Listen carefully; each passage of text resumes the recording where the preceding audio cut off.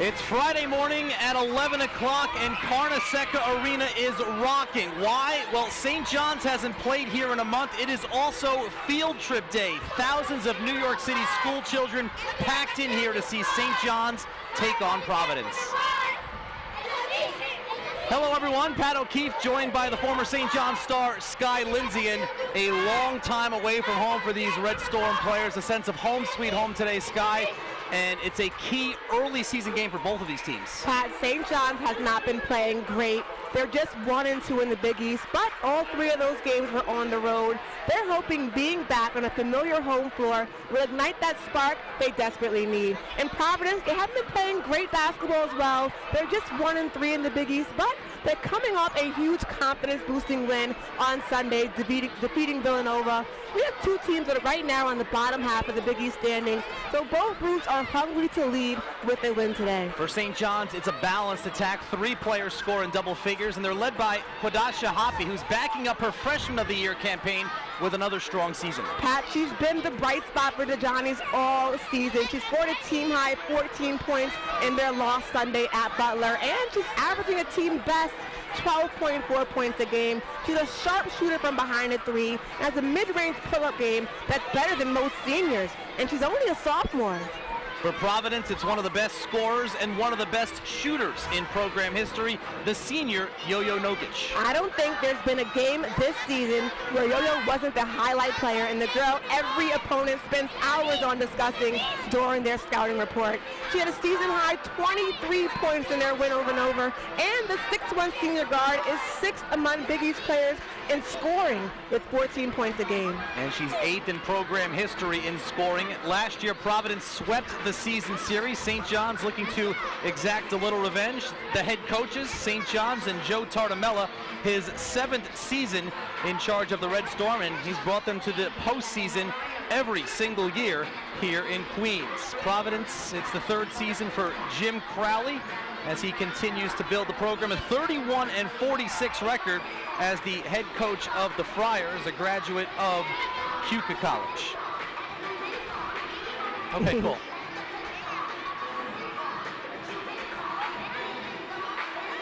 So we're probably not going to need coaches, but we have it just in case. Yep. So if they're waiting for the tip, you want to just hop on and tell me to go to the tip? Because I don't, yeah, okay, cool. Yep, perfect, thank you. Yes, please. Sure. Yeah, let's do another one. I'm always down for practice. Absolutely.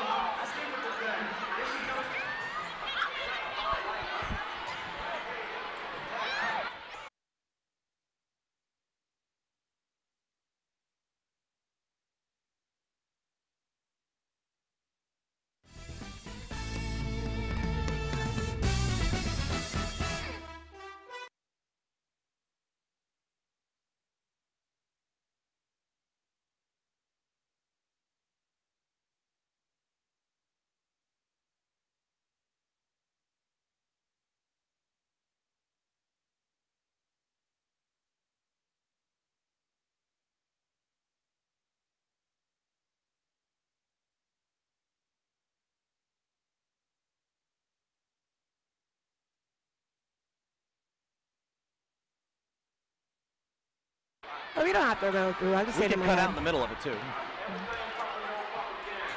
Cool.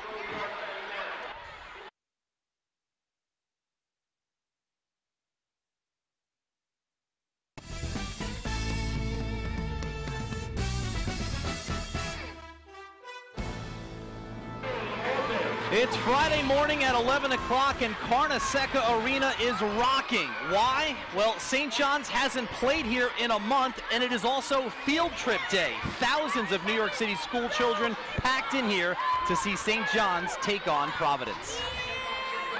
Hello everyone, thanks for joining us on this Friday morning. Pat O'Keefe along with the former St. John's star Sky Lindsay, and it's been a long time away for these Red Storm players, a sense of home sweet home, Sky, and a key early season meeting for both of these teams. Pat, St. John's hasn't been playing great. They're just 1-2 in the Big East play right now, but all 3 of those games were on the road, so they're hoping being back on the familiar home floor will ignite that spark they desperately need. In Providence, they haven't been playing their best basketball well. They're 1-3 in Big East play, but they're coming off a huge confidence-boosting win, defeating Villanova on Sunday. Look at the standings right now for the Big East. Both groups are on the bottom half of that list, and so we have 2 teams that are coming in hungry to leave with a win today. For St. John's, it's a balanced offensive attack led by Quadasha Hoppy, who's backing up her Freshman of the Year campaign with a strong sophomore season. She's been the bright spot for the Johnnies all season. She scored a team-high 14 points in their loss Sunday at Butler, and she's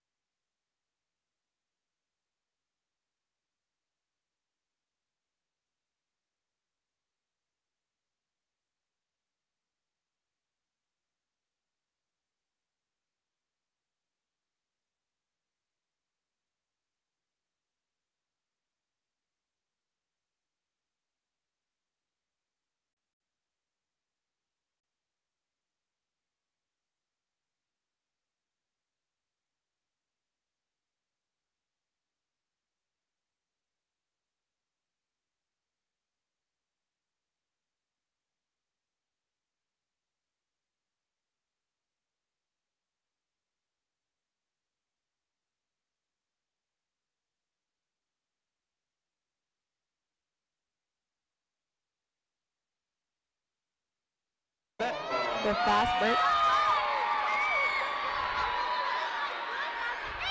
Yeah. That's what's going on now? Okay, cool. Like that's today. Those are today's games. 5'4" from Pontiac, Michigan. Okay. Number 0. All right. Just throw it up and I'll talk to it. Okay. And forward, 6'3" from Enfield. Have a good game. Number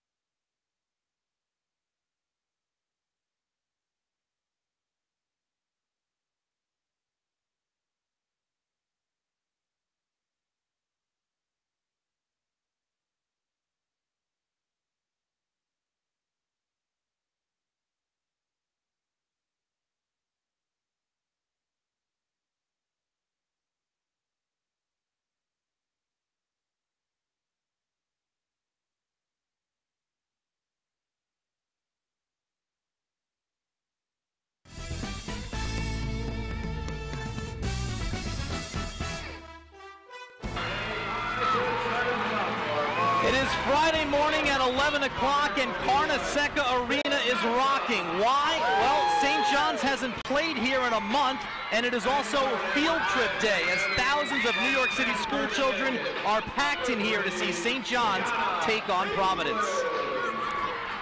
And hello everyone, thanks for joining us on this Friday morning. Pat O'Keefe joined by the former St. John's star Sky Lindsay, and it has been a long time on the road for these Red Storm players, a sense of home sweet home, and a very important early season matchup as both of these teams look to climb the standings. Pat, St. John's hasn't been playing great. They're just 1-2 in Big East play right now, but all three of those games were on the road.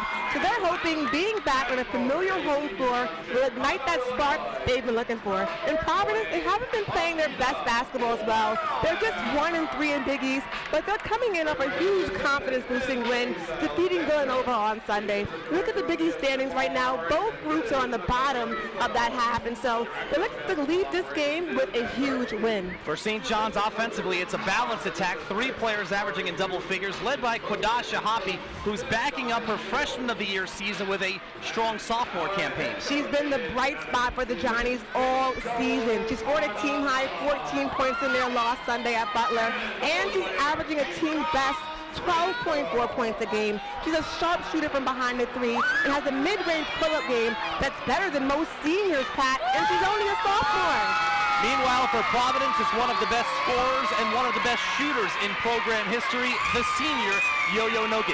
I don't think there's been a game this season where Yo-Yo wasn't the highlight player and the girl every opponent spends hours on discussing during the scouting report. She's had a season-high 23 points in their win over Nova, and the 6'1" senior guard is 6th among the Big East in scoring with 14 points per game.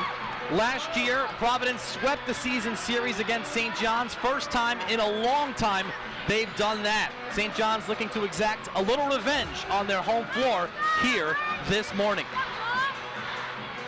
So we're getting set for the tip. St. John's an overall record of 8-6, 1-2 in the Big East, and hard to believe this is their Big East home opener. So a long time coming for St. John's. They haven't played here since February 9th. Against Florida State, and we are underway on a January Friday morning, and the ball in the hands of the freshman point guard Kayla Webb, who's making her second career start for the Friars. Webb, she had a big game, Pat. Her first appearance in the starting lineup was against Villanova, and she had 7 points and 0 turnovers in 22 minutes. So it's going to be a lot of fun watching this freshman play today. On the baseline, it's Maddie Jolin, who had a big game here a season ago with 4 3-pointers in that Providence win over St. John's, and the Friars have the first 2 points of the game. Nice backdoor cut and feed for Akina Weller, who averages 10.9 a game coming in and just became the 24th member of the St. John's 1,000 point club. And on the other end, a forced turnover as Jolin took an extra step. Weller has to have a big game today for St. John's. As you mentioned, just had her 1,000 point in their win against Xavier, but didn't have the best game against Butler. Only ended out with 6 points. When she doesn't score, Pat, St. John's just doesn't play well. All around, it was a tough game against Butler on the offensive end, as St. John's really struggled in that 66-45 loss on Sunday out in Indianapolis. Second time they go down low for Breelove, but this time, Bailey, and this time she travels. Actually, no, that was Breelove inside, and a turnover apiece here early on for the Red Storm and the Friars. Breelove, she's going to have to be creative in the post. She has Baskerville guarding her, the 6'3" freshman, and she has a lot of length. You have to be creative in the post to score against her. And you mentioned Baskerville, the freshman, a young starting 5, as St. John's is called for the foul here. It's Tiana England, but for Providence, 2 freshmen in the starting lineup, as well as a sophomore. A young Providence group, we mentioned, just 1-3 in Big East, but you can see they have the potential. In each game they've been improving. As far as the playing rotations, Jim Crowley for Providence, and there's the St. John's starting lineup with England and Hoppy, KB Weller, and Curtiona Breelove. And Mary Baskerville, the reigning Big East Freshman of the Week, making the start once again for the Friars. But as far as the playing rotations go, Jim Crowley for Providence will go 10, sometimes even 11 deep. Sky, St. John's has 8 healthy players today. Maki Duncan was injured during practice this week. Usually they only have 9 healthy players, and today they only have 8. It's clear, Pat, Providence has the upper hand coming into this game. They have a lot of fresh bodies. They do a lot of subs. and they really keep the energy up because of that, because of those subbing. And Jolin, who hit those 4 3-pointers here at Carnesecca Arena last season, has the first 5 points for Providence this time around. KB trying to answer on the other end and does.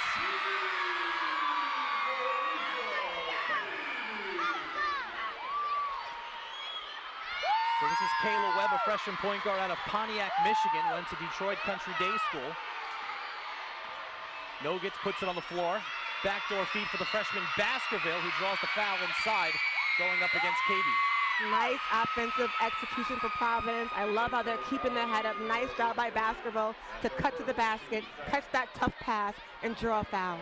Joe Tartamella, former assistant when you played here, Sky, in his 7th season now as the head coach and the 3rd winningest coach in program history, has gone to the postseason every single year he's been in charge. And I tell you what, Pat, it's been a lot of fun watching Coach Tartamella grow along with his players, and he was the assistant coach when I was playing at St. John's from 2007 to 2011, and as the head coach now, he's been doing a pretty good job.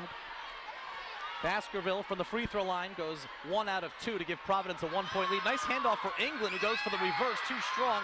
Inside though, Brelove's follow is no good, and Baskerville, who's been all over the boards lately, grabs the rebound. England and Brelove unable to finish those layups. Baskerville just makes people have to alter their shot. And Baskerville running the floor, getting the rebound on one end, finishing on the other, and the Friars back to a 3-point lead.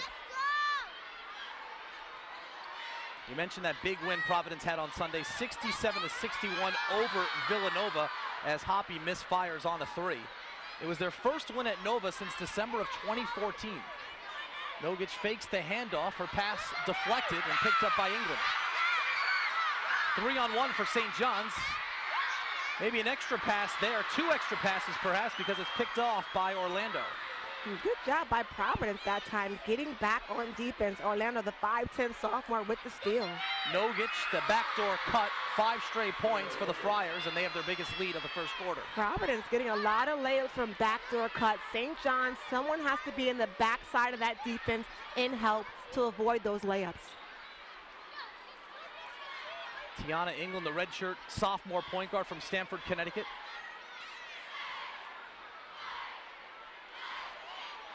All Big East freshman team last season, along with her teammate Kwadasha Hoppy, who was the freshman of the year. England's got to let it fly with 2 on the shot clock. Comes up short. Another rebound for Baskerville. It's deflected out of bounds off of KB.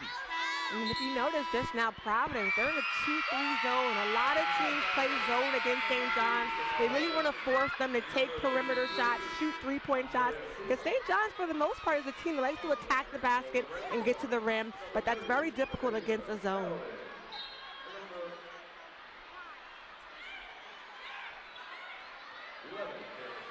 Kadeja Bailey, the talented freshman, has checked in for the first time for the Red Storm, and so has Kayla Charles. So St. John's already going 7 deep, and that's about as far as we expect them to go today. Here's Chanel Williams, another New York City native from the Bronx, misfires on her first attempt, and Charles scoops up the loose ball. Charles, who had to really play a lot of minutes when Brelove was injured early on in the season, and so she had some great exposure, only a sophomore, and just every minute she has out there, she tries to make something happen for her group, especially on the defensive end. So right there, getting that rebound was clutch. They're trying to post Charles early on. She's got a one-on-one matchup down low. Nice backdoor feed for a cutting KB. Too strong, though. And Bailey taps the rebound to herself for an extra possession.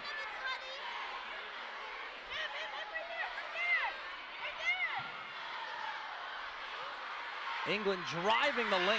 Scoop shot comes up short, and a collision after the play. It's going to be against Charles, going over the back on the rebound, and that'll bring us to our first timeout of the first quarter. 5 straight points for Providence, and the Friars, on a fast start from Maddie Jolin, have an early 10-5 lead here at Carnesecca Arena. Charles E. Gordon Middle School, PS 182.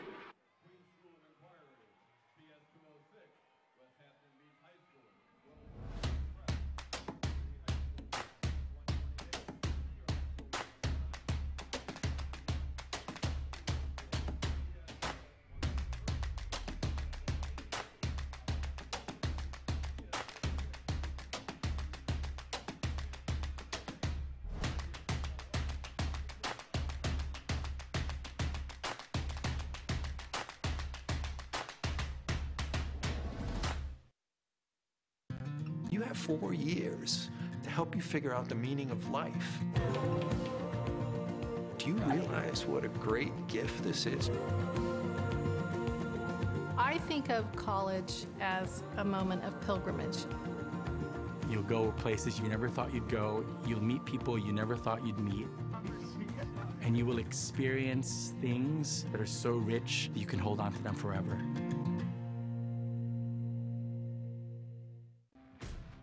It's time to fuel your ambitions by taking charge of your student debt. At SoFi, we've helped over 250,000 people refinance their student loans, saving thousands of dollars. Now you can pay off your student loans faster and reach your goals sooner. See how much you can save in just 2 minutes at SoFi.com/save. Family on three, 1, 2, 3. Family!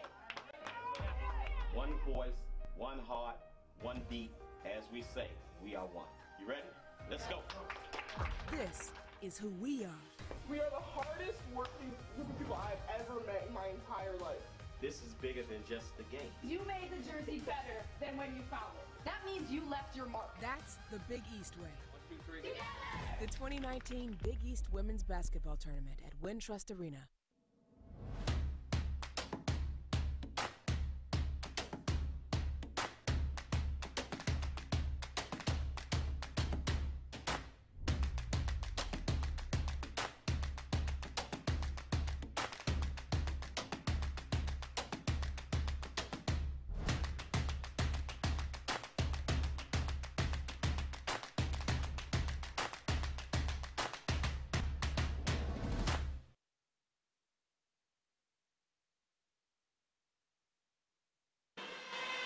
Packed house here inside Carnesecca Arena.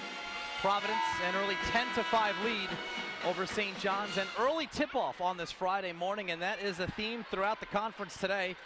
3 early morning tips going on in the Big East, and the Big East Digital Network has all of it for you. Pat O'Keefe and Sky Lindsay joining you from Jamaica, Queens. Meanwhile, out in New Jersey, you have Seton Hall hosting Creighton as we speak, and in a little less than a half hour, Marquette will be visiting Villanova, an 11:30 tip there. So for you early risers, you early college risers, as St. John's forces the turnover, a lot of Big East basketball for you on a Friday. St. John's trying to finish in transition. 2 attempts come up short, and they come up empty. A lot of missed layups for St. John's. They are getting to the basket, getting the shots they want, Pat, just unable to get those to fall in this first quarter.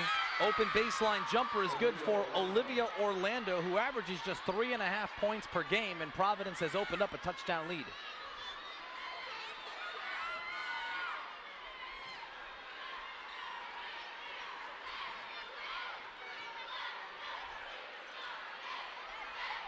First Big East home game of the season for St. John's, just their 4th home game the entire season.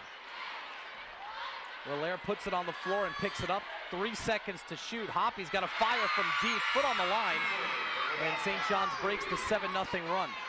Hoppy, that's their sharpshooter. She's only a sophomore, but she has a lot on her shoulders offensively. She has to pick it up and get her game going, and hopefully that shot gets her momentum going, because St. John's right now needs some points on the scoreboard. Quadasha Hoppy, a Staten Island native. Sky, I know this is near and dear to your heart. A lot of New York City influence on the floor, and in this ball game, here's another New York City player, Kayla Charles from Rockaway. Yeah, that makes me so happy to see, Pat. I was one of the first New York City girls to stay here at St. John's University, and it's just a lot of fun watching the local talent stay and play locally to allow their fans from high school and their parents to come out and watch and support. And so it is a nice feeling watching games like this. Kayla Charles from Far Rockaway, Quadasha Hoppy from Staten Island. Even on Providence, you have the point guard Chanel Williams is from the Bronx, Monsignor Scanlon High School, and then they have a freshman from South Shore High School, which won the last 4 PSAL championships, Earlette Scott, as KB knocks down a 3, and St. John's 5 points out of the timeout. Well, Pat, I grew up with the assistant coach for Providence, Coach Priscilla Edwards. She's from New York, the Bronx or Harlem, and so I played with her since I was young. So I can imagine having her in the coaching staff for Providence. She gets down to New York City and recruits those inner city players, and they've been doing a great job recruiting.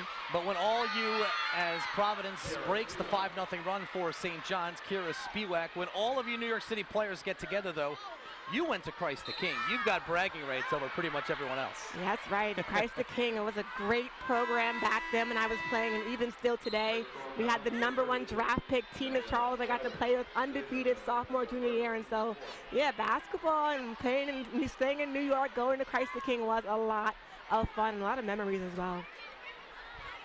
So a strong New York City influence in this game. Jim Crowley has dug deep into his bench. Again, he goes 10, sometimes 11 players deep. Alyssa Geary, a 6'4" freshman, has checked into the ball game. And Geary can shoot it from the outside, 54% from downtown on the season. Distinct height advantage inside as Geary posts up against Hoppy, but throws it right into the hands of Charles, who gives it right back to Williams. Spiewak backing in against England, ducks under the defender and finishes inside.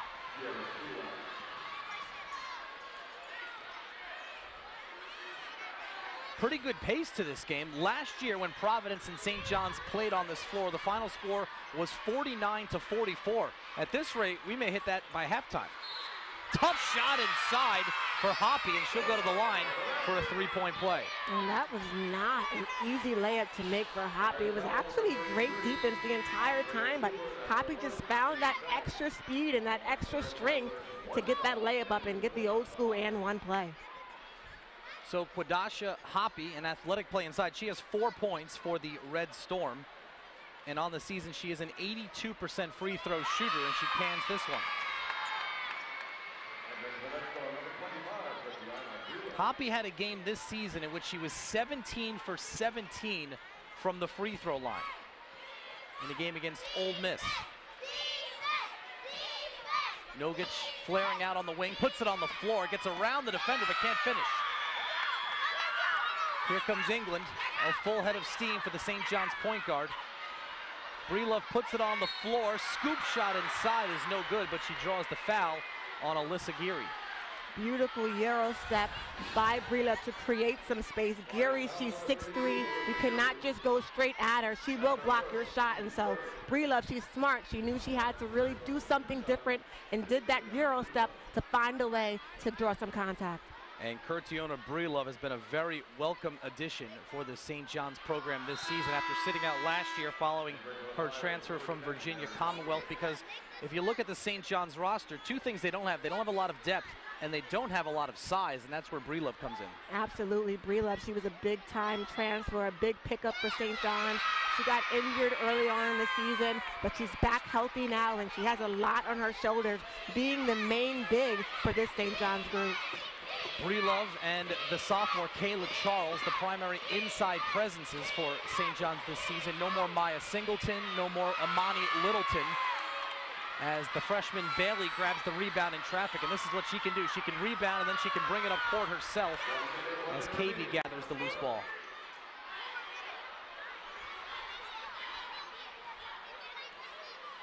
Final minute of the first quarter.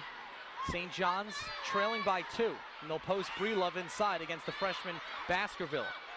Hook shot is good, and the foul. Breelove really stepping things up these last couple of minutes in the first quarter right here. At first she thought she wasn't sure what she wanted to do with the ball, but decided, hey, I'm going to attack and try to get a bucket of my own. And great job being a bit selfish that time and going for herself.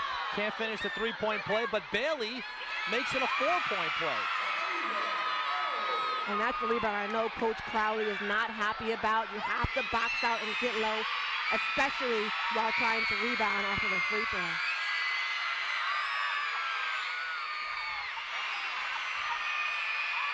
St. John's on that 4-point possession now has a 2-point lead after trailing by 7 earlier in the quarter. They're doing a good job defensively on Nogic, but that's a great backdoor feed to find a cutting Andrea Cooper. Providence just being superb, executing offensively. They have that backdoor cut down pack. 2 seconds in the quarter. KB from the corner too strong, and an entertaining first quarter, a high-scoring first quarter between St. John's and Providence, and we are tied at 18, 10 minutes in here at Carnesecca Arena. All right, man, so we've got our next So St. John's in its Big East home opener, off and running in quarter number 1, fell behind by 7 early, and now we're all tied at 18. PS 36, let's look up to the video board and see what the question.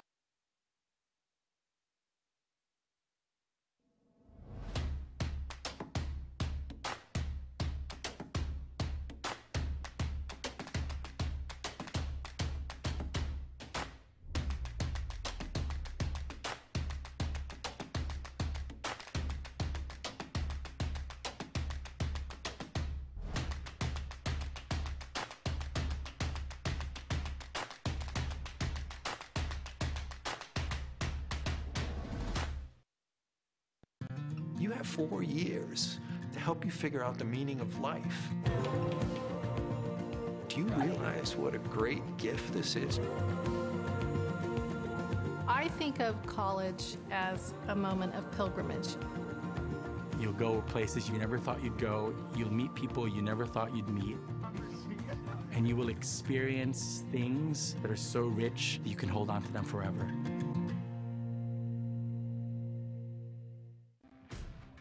It's time to fuel your ambitions by taking charge of your student debt. At SoFi, we've helped over 250,000 people refinance their student loans, saving thousands of dollars. Now you can pay off your student loans faster and reach your goals sooner. See how much you can save in just 2 minutes at SoFi.com/save. Family on 3, 1, 2, 3. One voice, one heart, one beat. As we say, we are one. You ready? Let's go. This is who we are. We are the hardest working group of people I've ever met in my entire life. This is bigger than just the game. You made the jersey better than when you found it. That means you left your mark. That's the Big East way. 1, 2, 3. The 2019 Big East Women's Basketball Tournament at Wintrust Arena.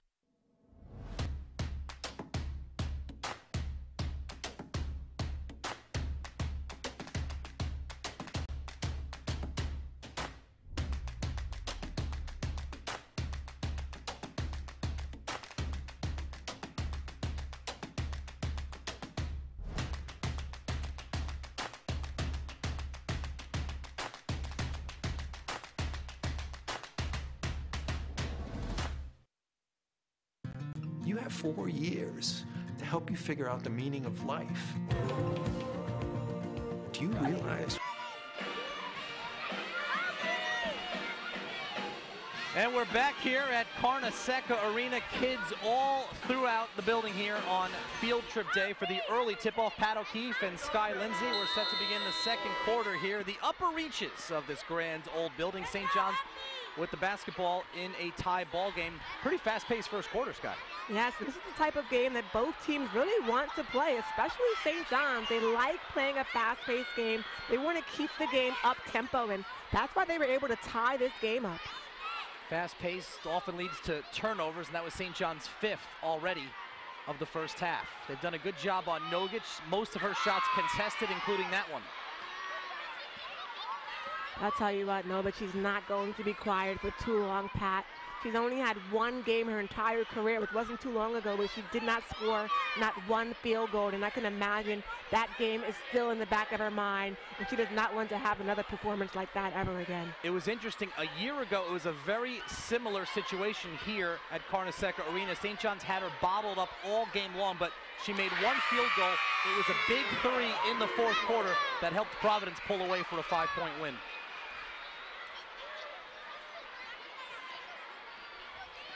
So St. John's, the first basket of the second quarter. Nogic off the mark again. Red Star on the ball on a 2-point lead.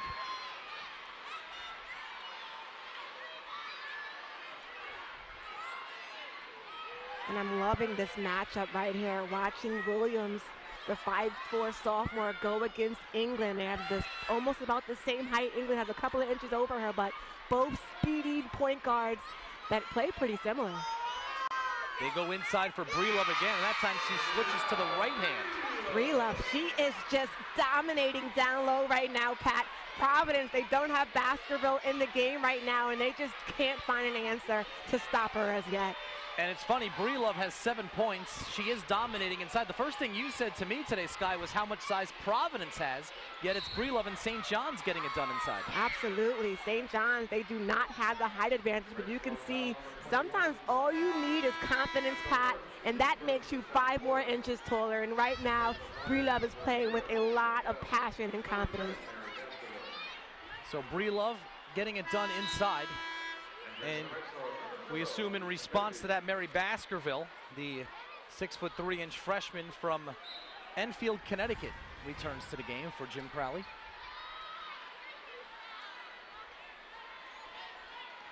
And Crowley says he'll do this from time to time, play the 2 5'4" point guards together, Kayla Webb and Chanel Williams, out there on the floor at the same time right now. So a diminutive backcourt for the Friars.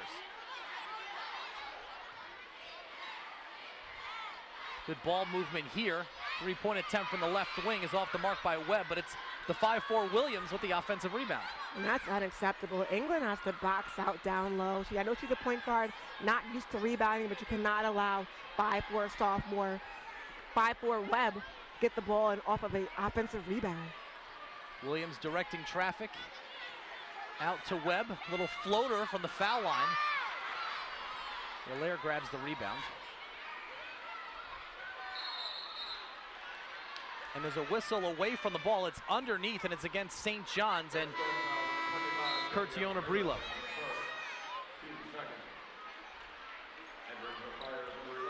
And Breelove, you know, she's the hot hand, and so St. John's trying to constantly feed her, but she has to be smart while fighting for position and can't afford to get fouls, and that's led her to have to get subbed out. You can see in the shots on our monitor, kids everywhere here inside Carnesecca Arena. It really is a fun atmosphere. You have school children from all over New York City packed in here today, and they did this when you were playing here. 11 o'clock tip-off, never easy, Sky, but when you have an atmosphere and it's as loud as it is, how does that work for the players? This is a St. John's tradition, Pat. Every year since I've been playing, they have field trip day with thousands of the local young kids coming to support St. John's, and it actually gets you really excited as a player. It's not often as a female athlete you get to play in such a huge arena that's packed like this, and so, you know, you really get your nerves going. It gets you excited, but also nervous for sure. Packed houses have been the norm here this year with the resurgence of the men's basketball program. Another sellout tomorrow when DePaul comes to visit Chris Mullen's team, coming off their tough loss at Villanova earlier in the week.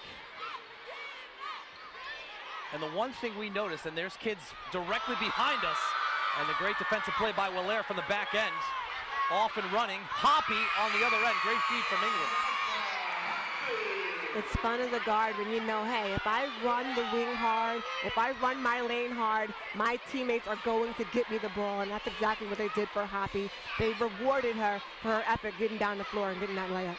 The point I was making, they had a DJ before the game. They're playing music during the timeouts. The kids behind us know the words to every single song they have played in here today. And Pat, I was actually in the bathroom before the game talking to one of the teachers, and I said, do the kids know their schoolwork as well as they know the words to every song they're singing? And she said, you'd be shocked. They know the words to every song, and she wishes they knew their math as well as they know the words.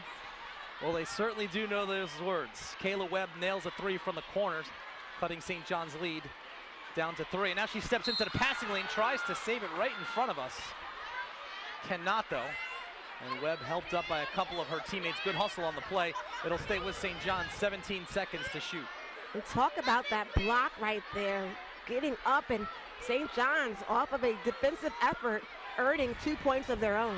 And that's St. John's basketball right there. Tough defense on one end, and then you get out and transition on the other. Charles has her shot altered by Baskerville.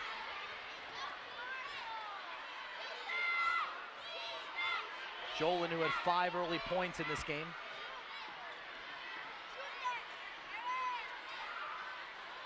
and make it 8 for Maddie Jolin. Something about this gym, she really enjoys playing here at Carnesecca. Jolin, she is a sharp shooter, and that's someone you cannot afford to dare to take that shot. And St. John's almost dared her, didn't have their hand up, didn't contest the shot, and she's going to make you pay if you try to dare to knock that down. Jolin coming off a season-high 18 points on Sunday in the win against Villanova. Jolin and Nogic combined to score 41 points in that game. Baskerville against Charles, kicks it out to Orlando. Here's Jolin again. Nice pass inside for Baskerville, who double clutches to draw the foul against, I believe, Kayla Charles.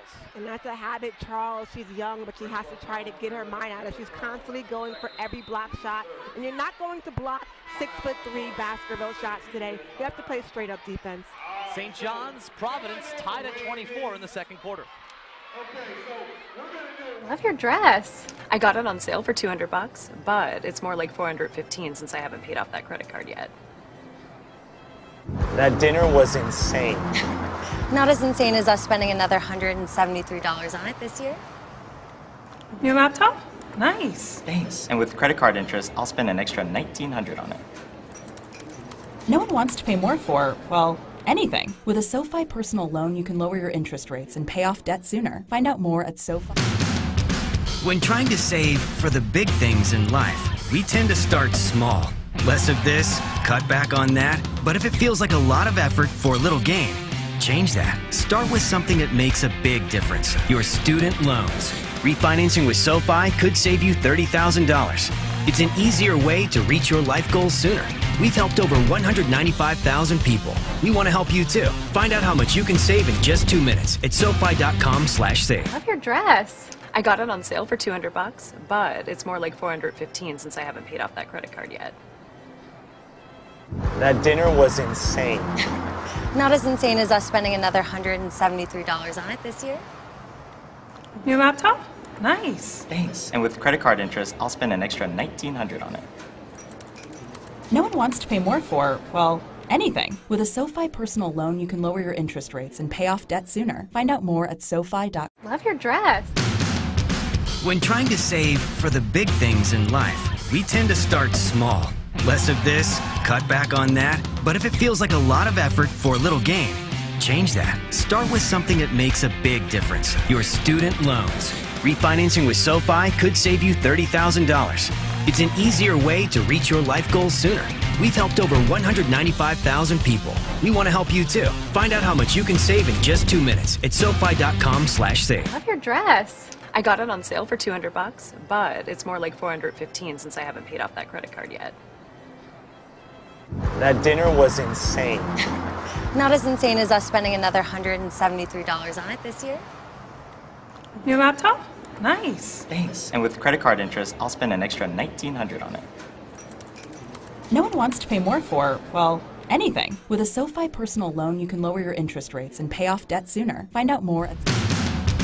When trying to save for the big things in life, we tend to start small.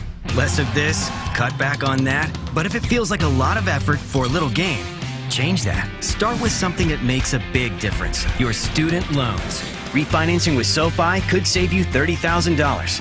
It's an easier way to reach your life goals sooner. We've helped over 195,000 people. We want to help you too. Find out how much you can save in just 2 minutes at SoFi.com/save. Well, that's what's going on here inside Carnesecca Arena. Very few seats to be found on Field Trip Day, and they're watching a good ball game as Providence and St. John's have gone back and forth in this first half. They're tied at 24 here in the second quarter with Mary Baskerville, a 50% free throw shooter on the season, hitting her first to put Providence back on top by a point. Pat O'Keefe and Sky Lindsay joining you for the early tip-off here in Jamaica, Queens. Baskerville, true to her percentage, goes 1 for 2. And for St. John's, they've gotten a real lift inside, Sky, from Curtiona Breelove, who's just about at her season average already. Yeah, Breelove playing really well, but now that Baskerville's back in the game, the question is, how will she perform? Right on cue, Breelove with the putback basket to give her 9 points in the game. Breelove's season average 7.8, so she's off to a good start. St. John's back on top by 1. And you can see Providence, they're so patient offensively. They're waiting for the backdoor cut. And if they're waiting for you to also put your hand down and not contest, they'll knock down those perimeter shots like that one right there. From Maddie Jolin, who had 18 points, a season high last game, already with 11 here in the first half. 11 out of Providence's 28 points so far for Maddie Jolin, and they have needed them because St. John's is doing a very good job against the Friars' leading scorer, Yo-Yo Nogic. Wallaire trying to answer, cannot. Bailey, that's the second time she's chased down a long offensive rebound, and she's a very good-looking athletic player. Yes, Bailey, you know, she's another local player, and she was named the preseason Rookie of the Year, so they predicted her to have a big-time rookie year in the Big East, and she hasn't been playing to the best of her ability this season, but now that we're halfway through, she's had some games underneath her belt, some collegiate experience. She has to pick it up in the second part of the season. She's another local player from Long Island, Long Beach, New York, played for a good program in Manhasset, St. Mary's. And she committed, as she comes up short but draws the foul, she committed very early on in her high school career. Joe Tartamella locked her up very early, and a lot of expectations for Kadeja Bailey coming in, as you mentioned, the preseason freshman of the year. Yes, and right here, attacking the basket, trying to make things happen, being aggressive and drawing that foul. A 62% free throw shooter this season. She came out with all those expectations and had a terrific debut against Iona. 14 points and 13 rebounds, a double-double in her first collegiate game. Numbers modest on the season, 6.5 points and 5 rebounds a game for the freshman Kadeja Bailey.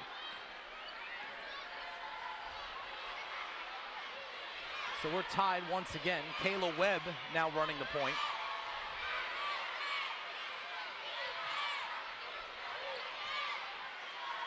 Nogic and Orlando, a two-person game here.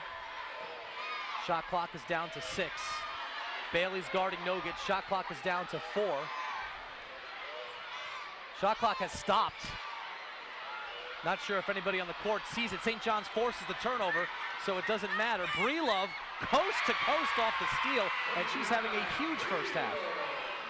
And look at that, Pat. Breelove not afraid, doing a good job dribbling the ball and found a way to go coast to coast.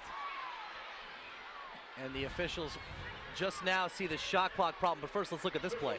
Breelove showing us her end-to-end speed, and her ball handling ability was a bit out of control, but found a way to keep her handle and get to the basket for that layup.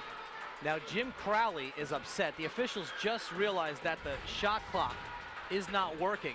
The problem from Crowley's perspective is they finally realized it and blew the whistle as Nogic was letting go on a wide open three-pointer. So he's saying, why couldn't you just let it go? It's the first good look my leading scorer's gotten all game today. Absolutely. He's kind of got a point. Yeah, he has a good point, Pat. This is a close game, and right now, every basket matters, and he knows he has girls in his group that will knock down the open shot, and so I'd be upset too if the ref blows the whistle right in the middle of one of your best shooters taking an open shot.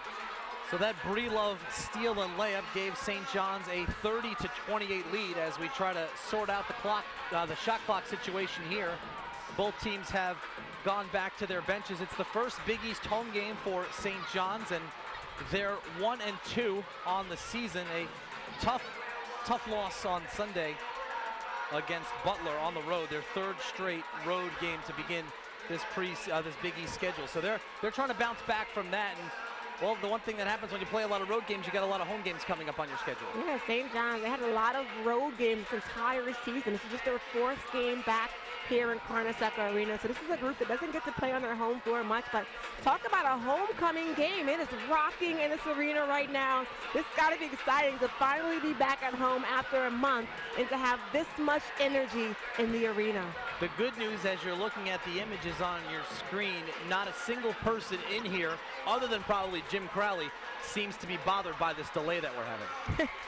That's right. The kids are enjoying it. It is like a concert in here right now during this break, and I can imagine the players as well are enjoying getting an extra breather right now. St. John's, this is an important game for them because they've got a very tough stretch coming up. After today, they face 3 consecutive teams that went to the second round of the NCAA tournament last year. They host Creighton here on Sunday, and then the dreaded road trip, the toughest road trip in the Big East, at DePaul and at Marquette. And the official explaining the situation to us. The shot clock has been resolved. 22 seconds to shoot for Providence and 2 minutes and 5 seconds on the game clock. And as you were mentioning, Pat, a lot of tough games ahead for St. John's, but hey, this is Big East play now. This is conference time, and every game is going to be a battle to the very end. Shot clock down to 4, and Chanel Williams is called for 3 seconds. That's got to be put a smile on Coach Tartamella's face. His team off of that break, coming out and getting a nice stop on defense, playing with discipline. I see they can also get a basket here before this quarter ends. Final 2 minutes of the first half. Hoppy underneath the basket, kicks it out to Bailey. KB trying to create, and that's an offensive foul against Alicia KB. Olivia Orlando standing in to take the charge. Orlando had her feet set, not afraid to really get her body in there and take that charge. And it's those intangibles, the little things. That's what coaches like to see, and I'm sure Coach Crowdy appreciates that in her, but she's not afraid to get down low and take that charge. Chanel Williams, who had 2 good games against St. John's, her hometown team last year, averaged 11.5 points in Providence's 2 wins over the Red Storm. She's controlling the ball right now. And the pace has certainly slowed. Orlando, a couple of extra steps there. Good defense inside by Akina Welaire. Once again, St. John's showing us their discipline on defense. Welaire did not fall for any of those fakes and different pivots right there. Just slid her feet, kept her arms straight up, and got an honest stop on defense. 1 minute remaining in the second quarter. Bailey working against Orlando on the wing. Quick catch and shoot for 3 for Hoppy. That's off the mark.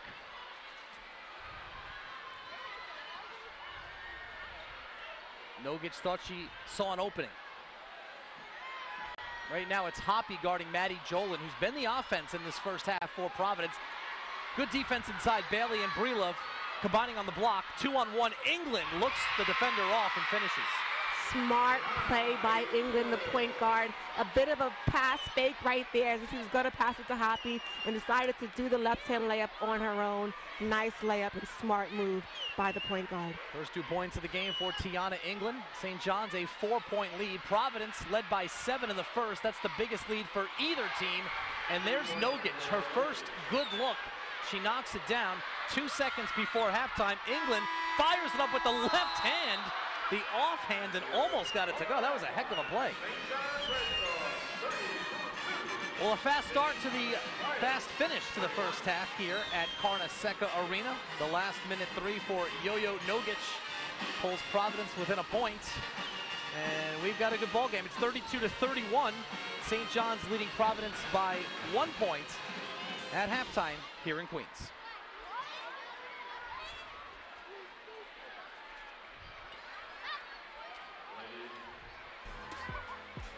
Welcome into the Big East Women's Basketball Update. I'm Megan Caffrey. There's a lot to get into today. However, first, let's take a look back at this past weekend. It was the marquee matchup that everyone had been waiting for, the top 25 showdown between Marquette and DePaul. And the Golden Eagles ran away with this one, beating DePaul 96-63. You have to remember the preseason player of the year, Alizea Blockton, she was out of this game, and it was the next man up mentality for the Golden Eagles. That next man up was Natisha Heidemann. She finished with 32 points against the Blue Demons, matching her career best. And she said after the game, her and her team are bringing the intensity to every single game that they play, especially in conference play. And before this game, I spoke with analyst Sarah Krustock about what the importance was and the difference maker that was going to be in this game. And she said transition game. And the Golden Eagles really took control of that against DePaul. They forced DePaul to turn the ball over, and they were able to score in transition. Get this, the Golden Eagles had 33 points off turnovers, whereas the Blue Demons only had 15. And taking a look at that box score right there, After the first quarter, Marquette was up by 20 points, and they were able to just continue to hold on to that lead and really build off of it. And after the game, Natisha Heidemann really pointed out the growth of her defense. She said, yes, we do identify ourselves as an offensive team, but we've seen the maturity in our defense, and we're bringing a new level of intensity on that side of the ball. You know who's also having growth right about now in Big East play? The Providence Friars. They had their first conference win against Villanova on Sunday with their best scoring performance of the season. They shot 52.3% from the field. And I spoke with Yo-Yo Nogic and Mary about the growth that the Providence Friars are having. We now welcome in the Providence Friars guard Yo-Yo Nogic and the Big East Freshman of the Week, Mary Baskerville. Thank you two so much for joining me. Thank you for having us. Your team earned your first Big East win of the season on Sunday against Villanova at home. How momentum building is it to win at home in conference play? Yeah, it's really big. You know, not many people would have thought that we could have done that, and then being able to beat such a good basketball team is just very exciting. Being able to do it at home in front of all of our fans is very exciting. Yeah, definitely. Also, just seeing a reward for the work we've put in, and seeing we had a rough games against Marquette, DePaul, Georgetown. We had one good quarter, then two, then three, and it's just rewarding to see we've finally been able to put 4 good quarters in, and it's really good to see the reward. You mentioned Georgetown right there, Yo-Yo. Going into the final 10 minutes of the game on Sunday against Villanova, you were tied with the Wildcats, just like in your game on Friday against Georgetown. However, the outcome was different. You won on Sunday. After the game, head coach Jim Crowley said you used Sunday's game as another chance to show who you are. Who did your team show that you are on Sunday? We know the work we put in. We know we're right there. Against Georgetown, it was just 1 quarter. Against Villanova, we had the same opportunity. We go tight end into the 4th quarter, and we know we've been here before. We know what we have to do. We have to lock in on defense, trust our offense, and it will play out by itself. Yo-Yo had 23 points against Villanova on Sunday, a season high for you. How are you able to have so much offensive success? It's on my teammates. As a shooter, they need to set me screens. I need to get open, try to find the open looks. But again, it's all them. Like, they look for me, they set me screens.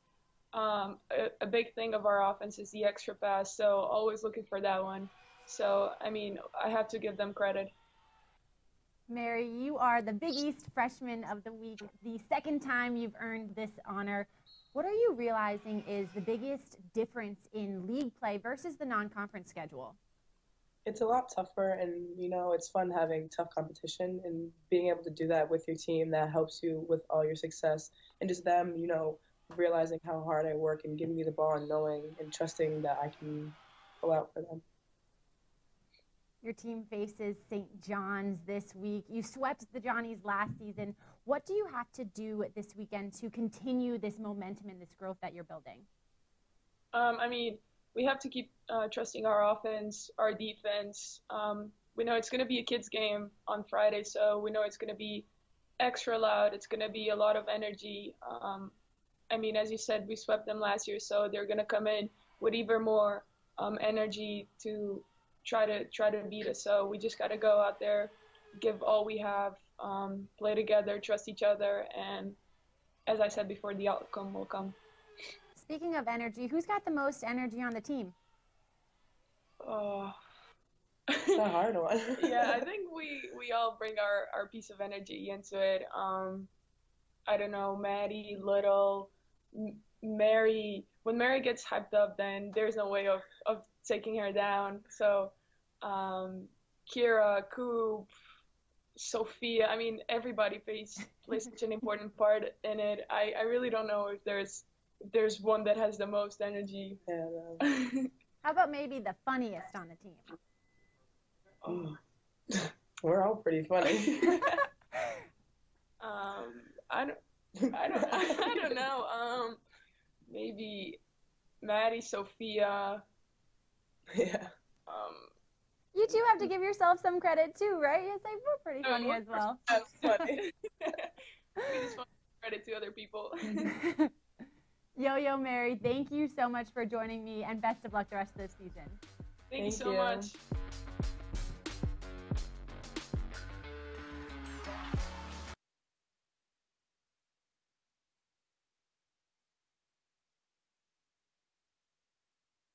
Love your dress. I got it on sale for 200 bucks, but it's more like 415 since I haven't paid off that credit card yet. That dinner was insane. Not as insane as us spending another $173 on it this year. New laptop? Nice. Thanks. And with credit card interest, I'll spend an extra $1,900 on it. No one wants to pay more for, well, anything. With a SoFi personal loan, you can lower your interest rates and pay off debt sooner. Find out more at SoFi. When trying to save for the big things in life, we tend to start small. Less of this, cut back on that. But if it feels like a lot of effort for a little gain, change that. Start with something that makes a big difference. Your student loans. Refinancing with SoFi could save you $30,000. It's an easier way to reach your life goals sooner. We've helped over 195,000 people. We want to help you too. Find out how much you can save in just 2 minutes at SoFi.com/save. Love your dress. I got it on sale for 200 bucks, but it's more like 415 since I haven't paid off that credit card yet. That dinner was insane. Not as insane as us spending another $173 on it this year. New laptop? Nice. Thanks. And with credit card interest, I'll spend an extra $1,900 on it. No one wants to pay more for, well, anything. With a SoFi personal loan, you can lower your interest rates and pay off debt sooner. Find out more at SoFi.com. Love your dress. I got it on sale for 200 bucks, but it's more like 415 since I haven't paid off that credit card yet. That dinner was insane. Not as insane as us spending another $173 on it this year. New laptop? Nice. Thanks. And with credit card interest, I'll spend an extra $1,900 on it. No one wants to pay more for, well, anything. With a SoFi personal loan, you can lower your interest rates and pay off debt sooner. Find out more at SoFi.com. Love your dress. I got it on sale for 200 bucks, but it's more like 415 since I haven't paid off that credit card yet. That dinner was insane. Not as insane as us spending another $173 on it this year. New laptop? Nice. Thanks. And with credit card interest, I'll spend an extra $1,900 on it. No one wants to pay more for, well, anything. With a SoFi personal loan, you can lower your interest rates and pay off debt sooner. Find out more at SoFi.com. Love your dress. I got it on sale for 200 bucks, but it's more like 415 since I haven't paid off that credit card yet. That dinner was insane. Not as insane as us spending another $173 on it this year. New laptop?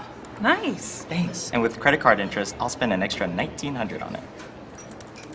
No one wants to pay more for, well, anything. With a SoFi personal loan, you can lower your interest rates and pay off debt sooner. Find out more at SoFi.com. Love your dress. I got it on sale for 200 bucks, but it's more like 415 since I haven't paid off that credit card yet.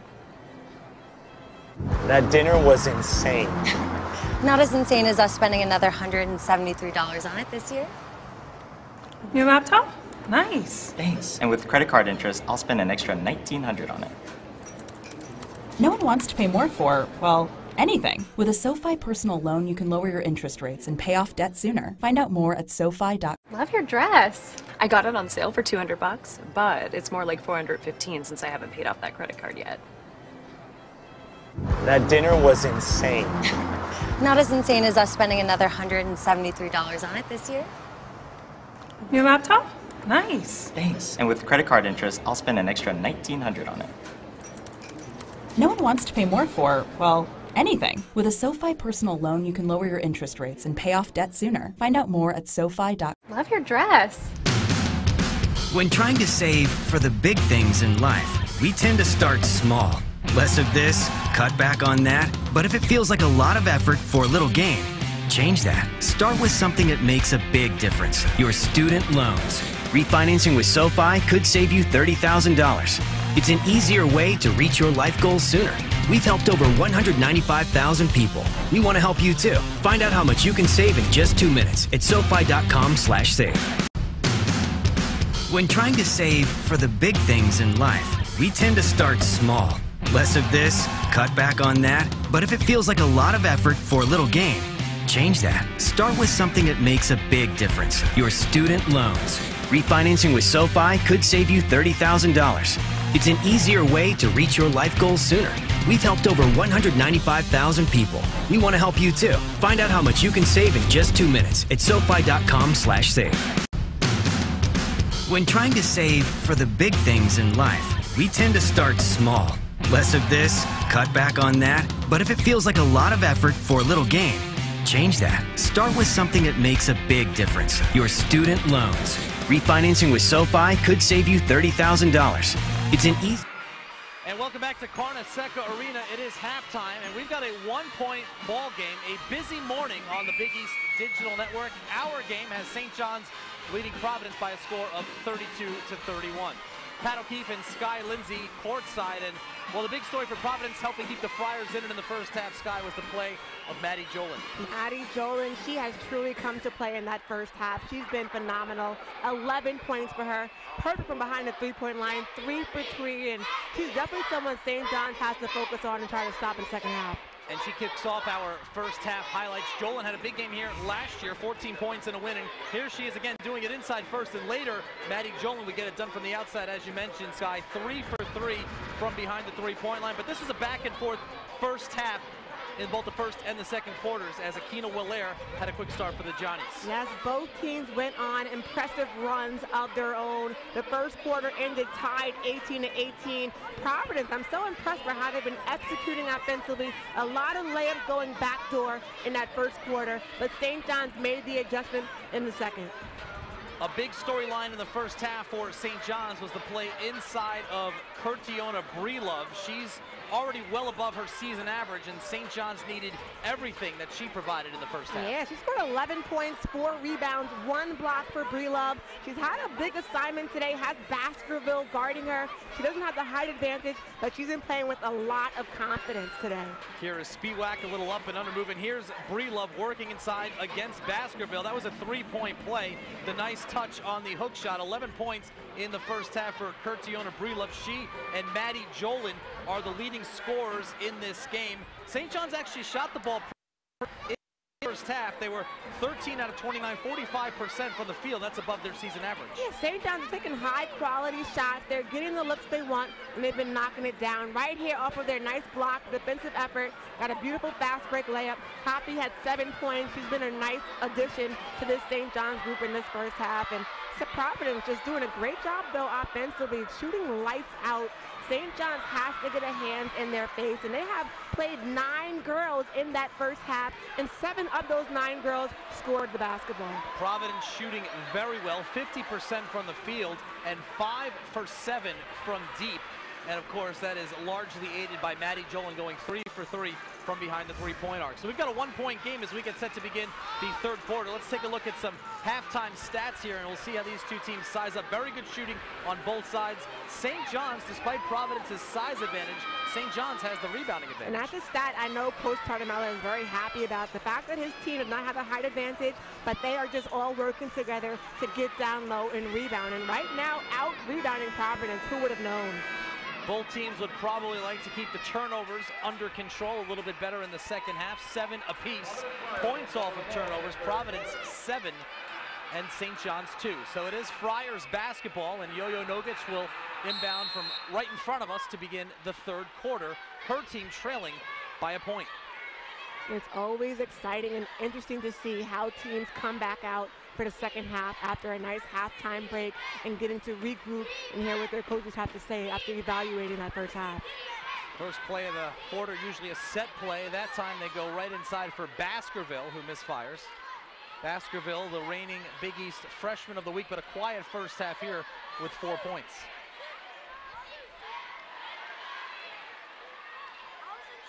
That time stepping into the passing lane to make the steal. Orlando, not much of a shooting threat, looking more to create.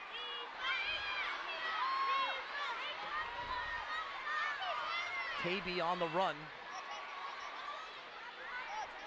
And a bit of a sloppy start to the third quarter for both teams.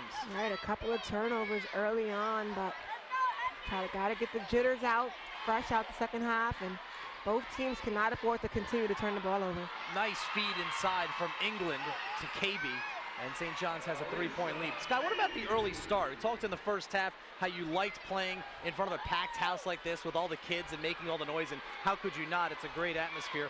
But what about the 11 o'clock start? What do you have to do differently on a game day with such an early tip-off? Basketball is definitely not just a physical game, it's also a mental game, and St. John's, they practice around 1 o'clock every day, so this is not the normal time. Right now, they'd usually be in class, sitting down, probably bored in class right now, and so they just have to wake themselves up and mentally psych yourself out and pretend like this is the normal time you either be practicing or playing a game.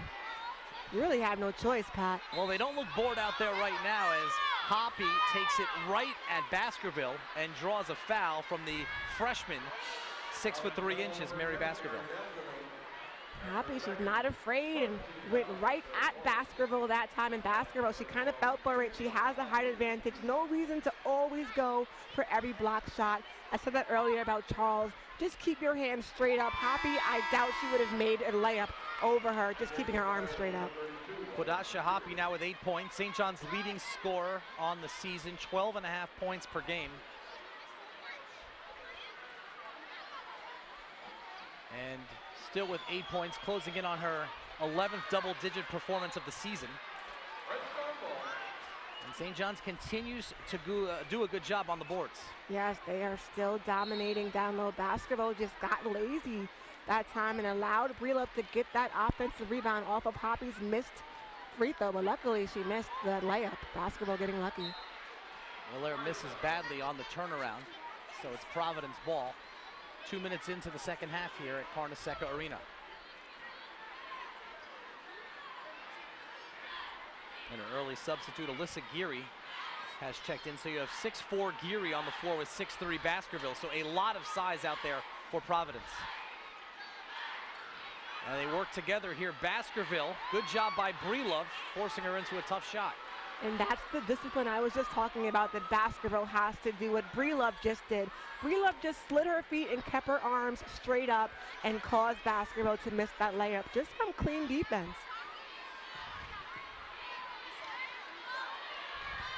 Kayla Webb, the freshman point guard, pestering Tiana England. It's the second straight start and second career start for Webb. Deep in the corner, it's KB. She likes that spot. No good there. Brelup still fighting. The ball never went out of bounds. Picked up by Baskerville.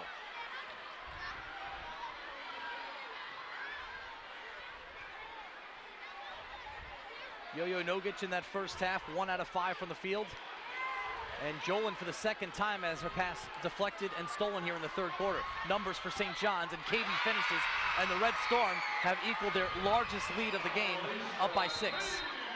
And sometimes that's what you have to do. If your offensive execution, your sets aren't working, you just score off of your defensive effort. And right there, KB going to the basket strong off of that steal. And with St. John's holding its largest lead of the game, Jim Crowley calls a timeout. Will be extended to a full timeout. 37-31, Red Storm off and running and on top here at Carnesecca Arena.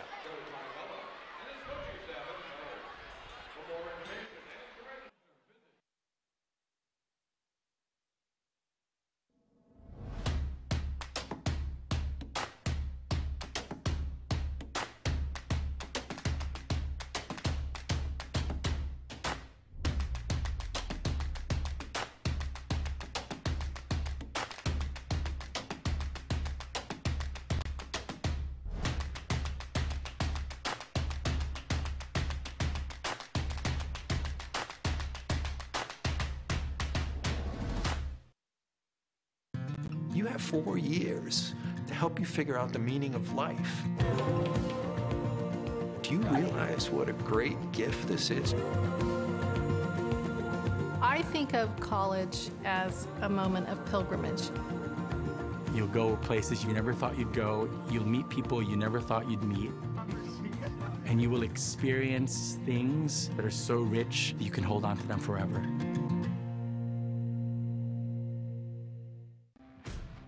It's time to fuel your ambitions by taking charge of your student debt. At SoFi, we've helped over 250,000 people refinance their student loans. saving thousands of dollars. Now you can pay off your student loans faster and reach your goals sooner.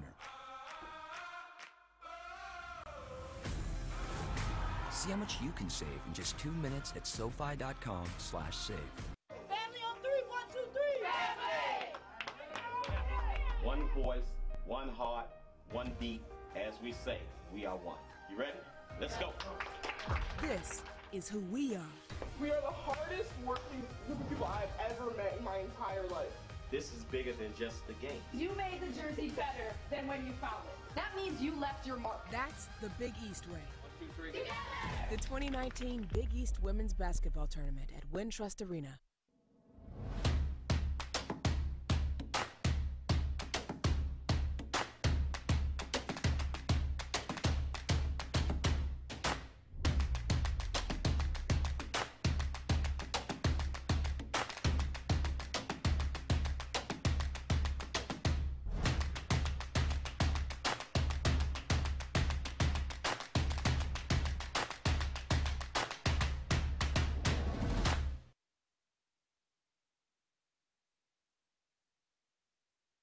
St. John's equaling its largest lead of the game, 37-31. A quick 5-0 start to begin the third quarter here, Scott.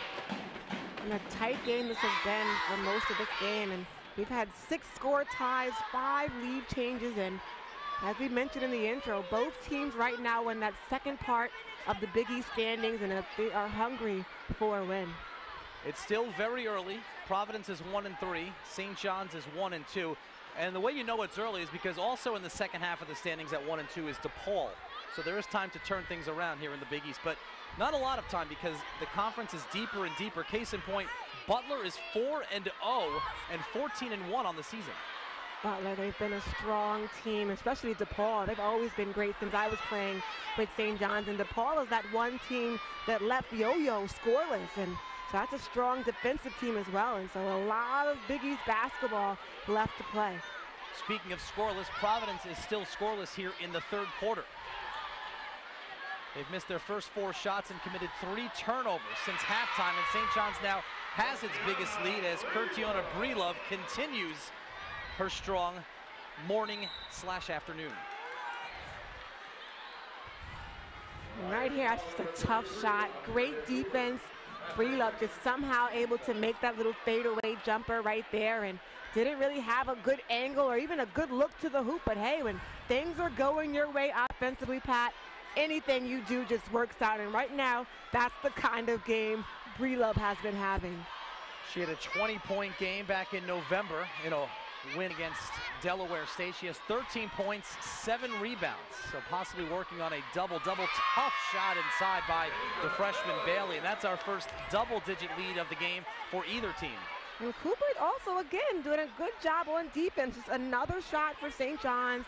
Just getting the home court advantage, making some tough shots right now without even having a good look. Nogic is being guarded by Bailey. Nice feed around the defender. Cooper can't finish, though. Rebounded by St. John's. Bailey brings it up herself. Has it poked away, dives to the floor, bodies flying, and the possession will be for the Red Storm. And that chippy Cooper just missed. They need those chippies, especially in games that are going back and forth and so tight right now. And I'm pretty sure Coach Crowley is going to discuss that with his girls. When we do get the chance to get those open layups, we have to finish them. Another timeout on the floor. Providence still looking for its first point of the third quarter. St. John's has opened up a 10-point lead. So, what's your name, buddy? All right, we got Elliot. What school you went?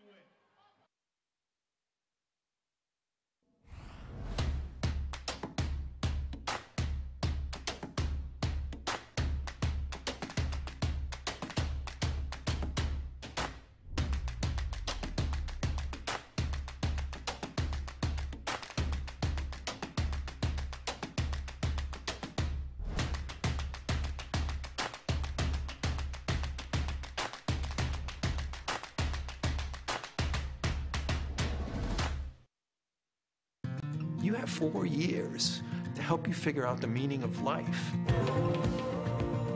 Do you realize what a great gift this is?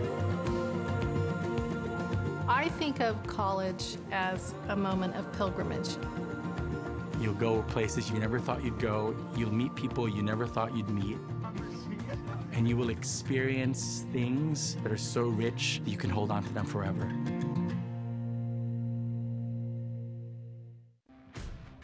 It's time to fuel your ambitions by taking charge of your student debt. At SoFi, we've helped over 250,000 people refinance their student loans, saving thousands of dollars. Now you can pay off your student loans faster and reach your goals sooner. See how much you can save in just 2 minutes at SoFi.com/save. Family on three, 1, 2, 3. Family! One voice, one heart, one beat. As we say, we are one. You ready? Let's go. This is who we are. We are the hardest working group of people I've ever met in my entire life. This is bigger than just the game. You made the jersey better than when you found it. That means you left your mark. That's the Big East way. 1, 2, 3. Together! The 2019 Big East Women's Basketball Tournament at Wintrust Arena.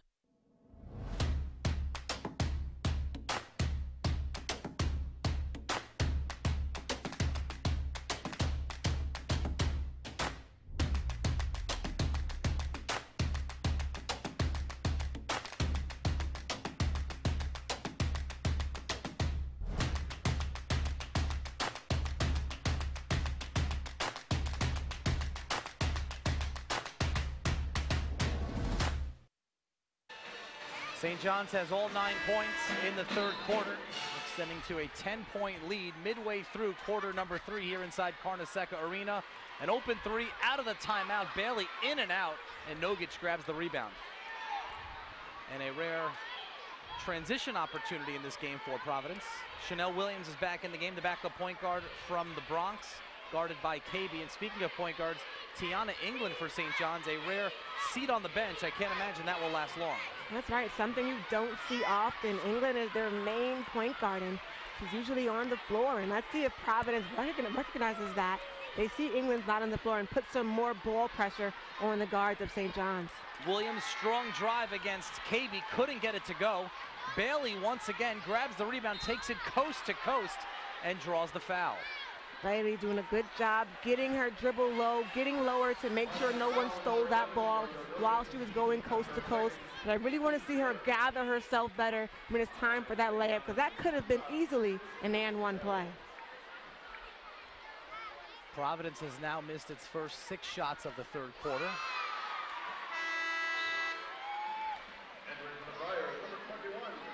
Bailey, the preseason Big East Freshman of the Year, and already a 2-time Freshman of the Week in late November and mid-December, receiving that honor.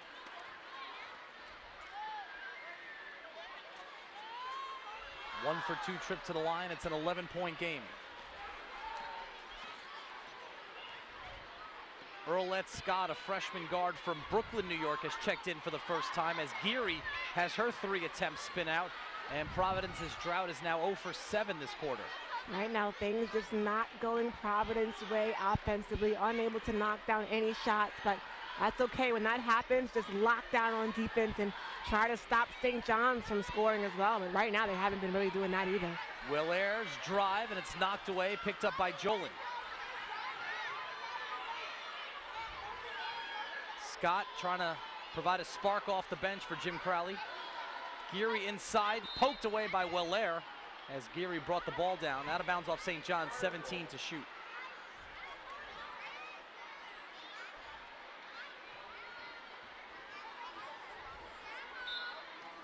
There's the 6'4" Alyssa Geary from Elmhurst, Illinois. And right now, Willaire guarding Geary, a clear mismatch. A distinct height advantage. She shoots right over Willaire, but misfires. And I almost would have wanted to see Geary make one strong power dribble going baseline and just overpower Willaire when she has that height advantage. Right there kind of took the easy way out for that fadeaway jumper. Here's Cooper backing her way in. Williams has it knocked away. Geary can also shoot from downtown. She's 54% from deep. And Cooper puts her head down and draws the foul, and she'll go to the free throw line with a chance almost 7 minutes in to give Providence their first points of the quarter. Cooper really had nowhere to go, but right now Providence, they're desperate. They're going to find a way to score, and so if getting a basket is by getting to the free throw line, that's what they're going to have to do. Looking for a spark, Jim Crowley has 4 bench players on the floor right now, along with Maddie Jolin. So Cooper gives Providence its first point of the second half, and now it's second. She looked pretty good there for a 48% foul shooter. Well, you know, free throws is all a mental thing. It doesn't matter how you've been shooting previous games. If you go to the line and you're confident, most of the time you're going to knock it down. Good form there. 2 easy makes and nearly a turnover. It was deflected out of bounds by Scott, so St. John's ball with 14 to shoot. Cooper goes to the bench as Kira Spiewak replaces her, and Tiana England, we knew she wouldn't be out for long. She's back in to give Kadeja Bailey a rest.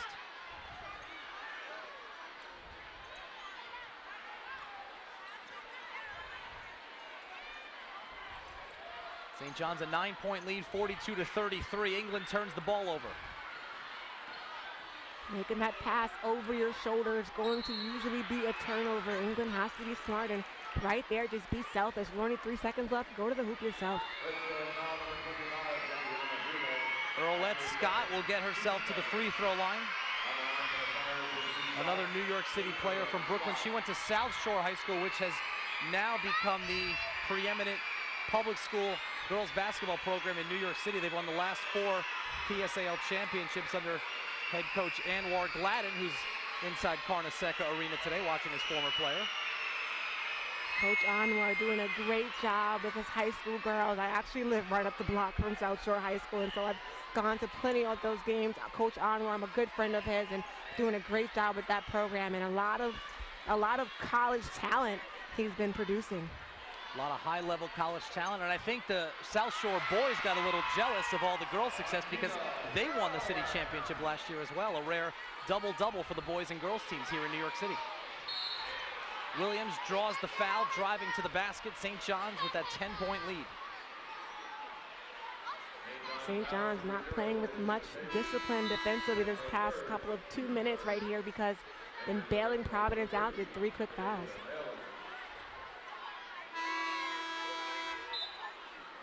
At halftime, this was a 32-31 ball game. And take it back even further. At the end of the first quarter, it was 18-18. So in the 18 minutes since then, Providence has scored just 16 points since the end of the first quarter. Aggressive drive for Williams, turnaround, and a nice bucket there. And that's the first field goal of the third quarter for the Friars. And Williams, who would know that come from a tough layup by the 5'4" sophomore, was not afraid to go right at England and had to stop and do a little spin to knock down that jumper, but a crafty move that was.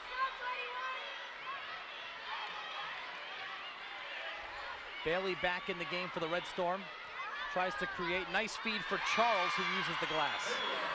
Charles, nice job being ready for that pass. You must always be alert and have your eyes on the ball when England's on the floor. And that time, Charles did just that for that layup. First 2 points of the game for Kayla Charles. Jolin cutting the lane, finding a seam and using the glass. Not many lanes Providence has been able to find for layups, but that time, good job finding an open lane and getting to the hoop. But even off a make, St. John's gets out and runs, and Kadeja Bailey gets herself to the free throw line.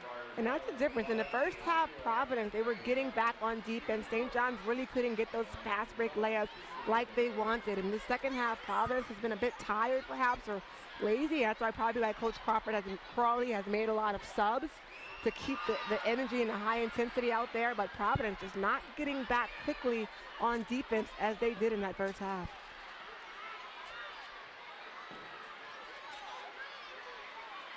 Well, St. John's had stretched its lead to as many as 11. Wave that off.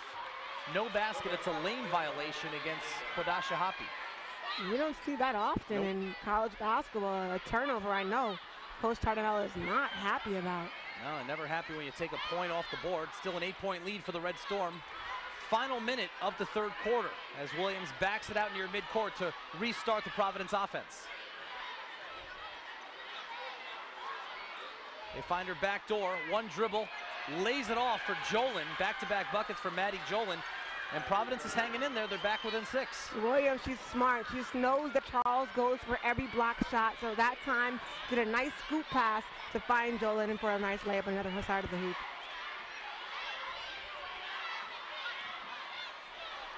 Hoppy, the long strides in the paint to put St. John's back up by 8. That was just pure determination right there. Hoppy from the left side of the court, getting all the way over to the right for that layup. Shot clock is off, 15 seconds to go here in the third. A 1-point St. John's lead at halftime is now 8. Scott takes it all the way in with the left hand, comes up short. Charles battling for the rebound. Loose ball picked up by Scott at the buzzer, and that's going to count. So Earlette, Scott, and Providence staying with it the entire way, and a big bucket at the very end of the third quarter cuts St. John's lead down to 6. Fourth quarter coming up from Carnesecca Arena.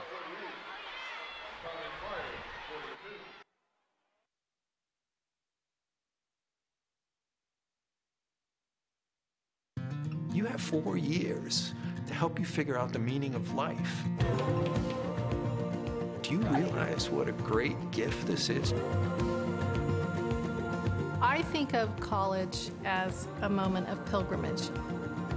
You'll go places you never thought you'd go. You'll meet people you never thought you'd meet. And you will experience things that are so rich that you can hold on to them forever.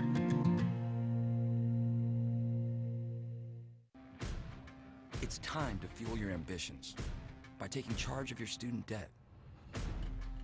At SoFi, we've helped over 250,000 people refinance their student loans, saving thousands of dollars.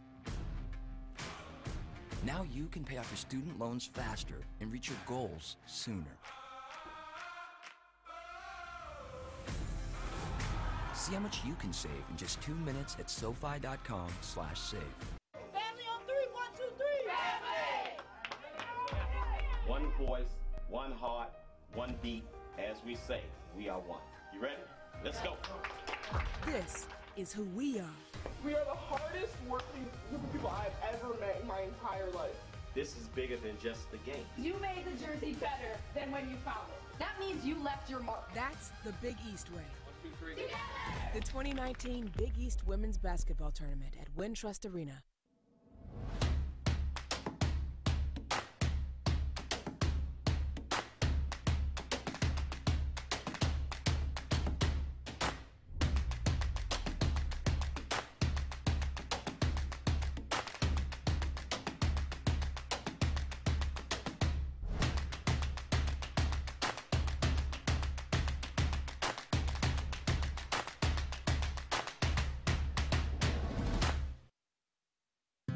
You have 4 years to help you figure out the meaning of life.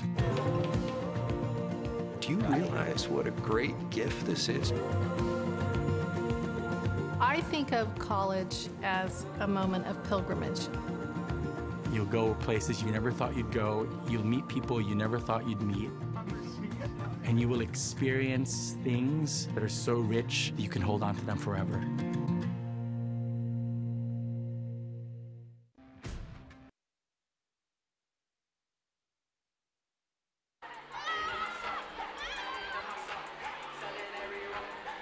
Time for the fourth quarter here at St. John's. A 6-point lead for the Red Storm in their Big East home opener, 48-42.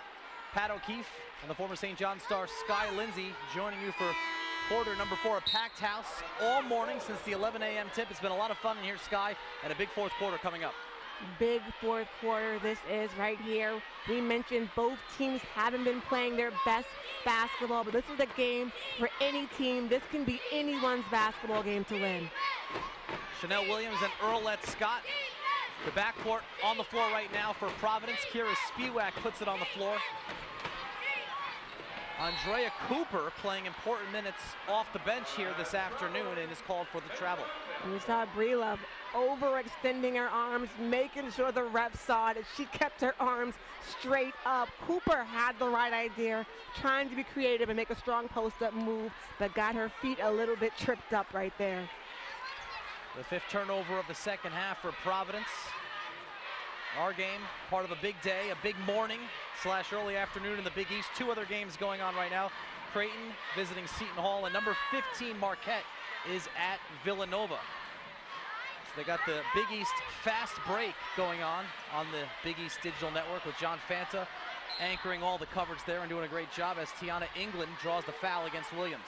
England and Williams still going at it. Williams not happy with that call. And England may have gotten bailed out a bit right there because she was a little out of control with the handle. And we talked about it off air. England, she got her break. She got her 2 minutes on the bench in the 3rd quarter. She's out there for the rest of the way. Turns the ball over here, though. Sloppy pass underneath the basket, picked off by Spiewak.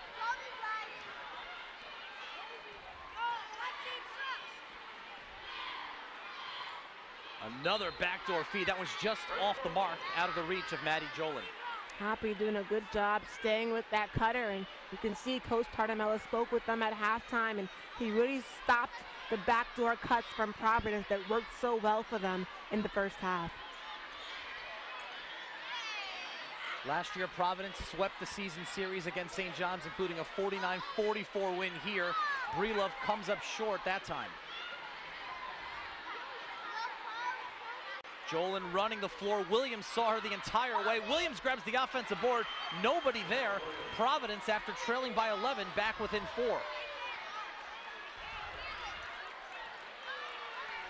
It's gotten a little quiet here inside Carnesecca Arena. I think the kids who have been screaming all day are maybe a little tired, but also St. John's fans a little nervous as Providence is cutting into that lead. Another turnover by Hoppy.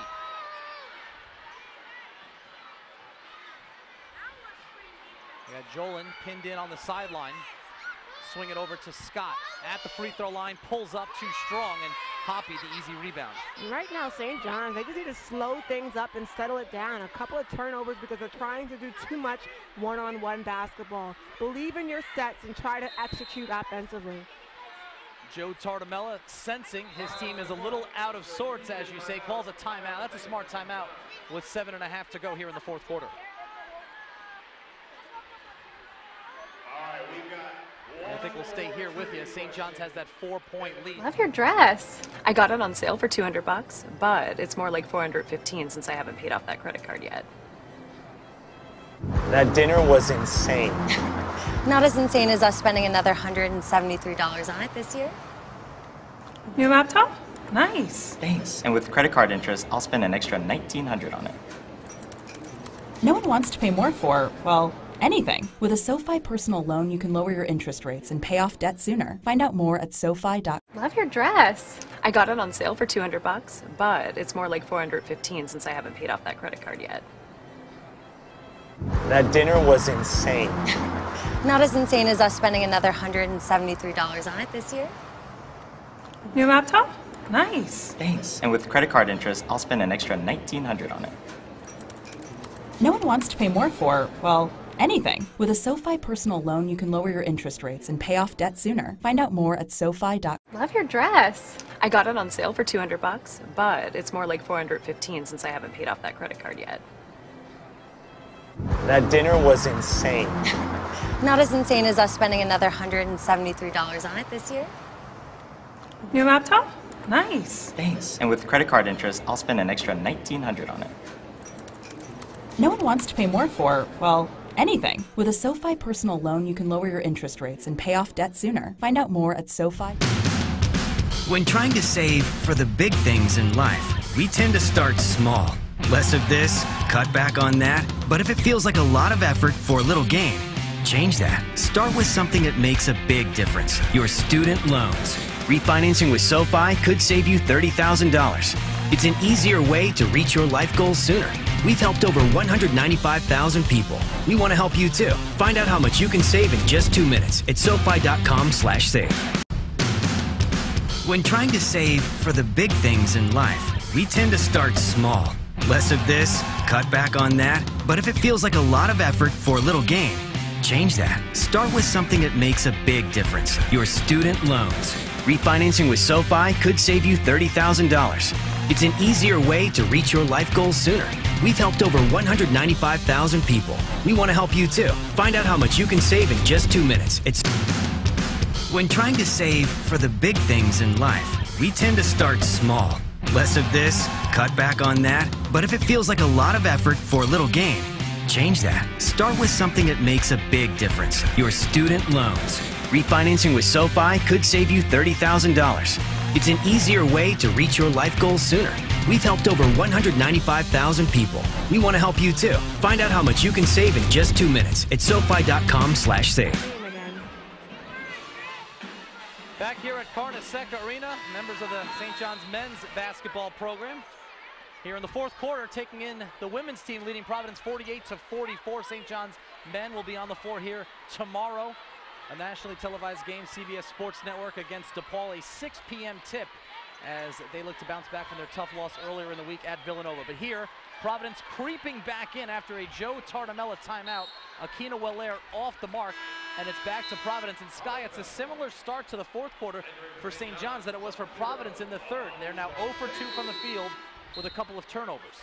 Absolutely. You know, my old coach for St. John's, Coach Kim Barnes-Arico, she would always let us know basketball is a game of runs, and St. John's right now struggling, Providence going on a run of their own, and it all goes down to which team has the most runs in the game, and that's who wins the basketball game. Earlette Scott, aggressive drive, good defense by KB to hold her ground.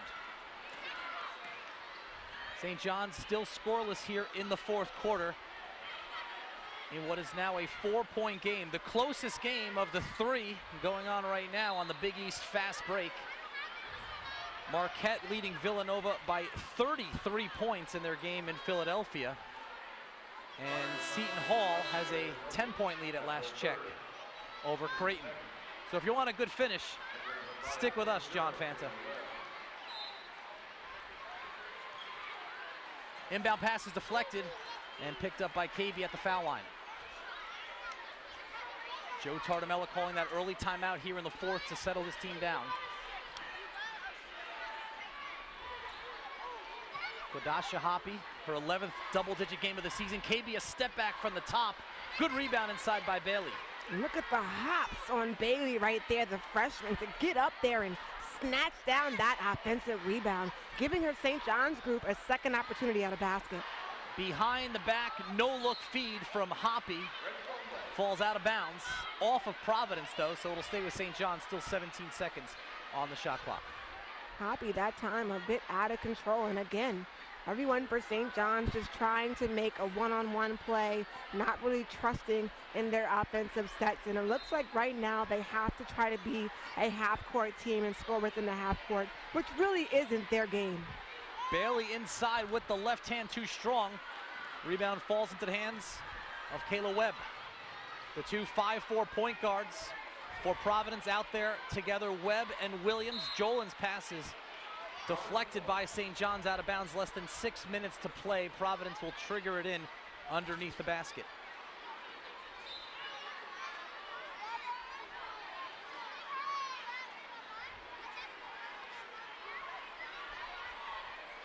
Bailey out there guarding the 5'4" Chanel Williams.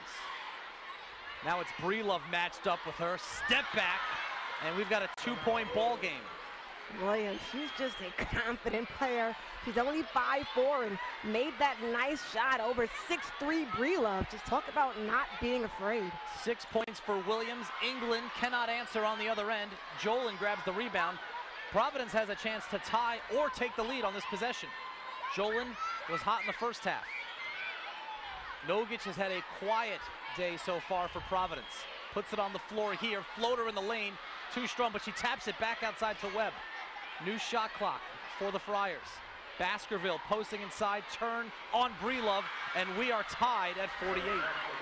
Baskerville, she's been quiet, but she had good feeding, had her feet set, good spacing, and got low. And really, I don't think Breelove even really tried to defend that one right there.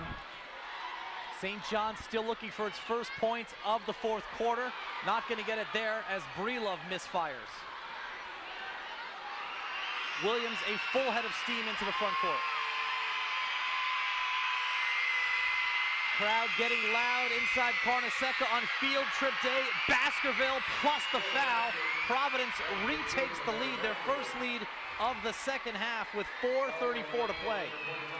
And right now, Baskerville just showing us, of the two centers, Baskerville and Breelove, who's in better shape. You can see Baskerville, she's not tired. She's still moving, being active offensively from one block to the other block, taking the contact. And right now, Breelove just looks exhausted out there, and that's why Baskerville is getting the better of her. St. John's has only used 7 players today, and they're very thin on that front line. It's pretty much Breelove and Kayla Charles, who's on the bench right now. A 7-0 run for Providence to begin this fourth quarter. Hoppy, crossover dribble to Breelove. Reverse layup is too strong.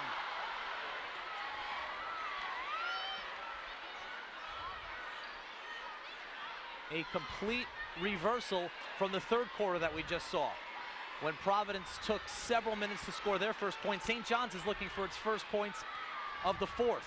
Nogic in the paint, tough shot, rebounded by Breelove. England going 1-on-2, steps back, and there's the first bucket of the fourth, and pulls St. John's back to within a point. And that was a smart move by England. We know she likes to go for the layup. She wants to get to the basket, but right there didn't want to get a charge. She knew she probably couldn't get the layup over 2 defenders, so it showed us she has a pull-up game and decided to stop and pop for the small jumper. Final 3.5 minutes of the fourth quarter. Baskerville on the baseline against Breelove, turnaround, rolls around and in, and Baskerville a big couple of baskets here late in the fourth quarter. Again, Baskerville just has a lot of energy, and I don't know, I know Breelove is the upperclassman, but it looks like she needs a breather, and it may be time to possibly get Charles back in the game just for defense. Tough spot, tough call for Joe Tartamello with such a thin bench. Maki Duncan, who's usually the 8th person in for St. John's, unavailable today. She was injured in practice this week as Hoppy draws the foul. So as it is, St. John's only has 8 healthy bodies available to play today. Duncan sitting on the bench with a sling on her arm. And that makes a huge difference right here. Baskerville, she's just been working. She had a nice breather early on in this second half, and she's just been outplaying Breelove right now, and it's crunch time, and right now it's all about who can finish the game out strong. And right now Baskerville showing us it's the end of the game, but I still have a lot of left in the tank. Well, if you want somebody on the free throw line for St. John's, this is who you want, Quadasha Hoppy, and she does go 2 for 2 here to pull the Red Storm back within a point, an 82% foul shooter.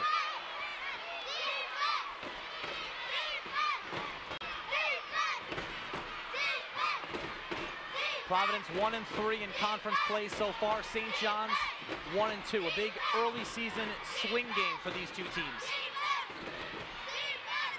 Baskerville has had the hot hand, and this time a touch foul against Breelove on the floor. Breelove getting called for that forearm on Baskerville's back. Baskerville, maybe she has to try to front her and not allow Baskerville to get that deep in the paint and that low on the block. That's exactly where she wants the ball, and she's hard to stop once she gets it there. Just the second team foul against St. John's with 2.5 to play.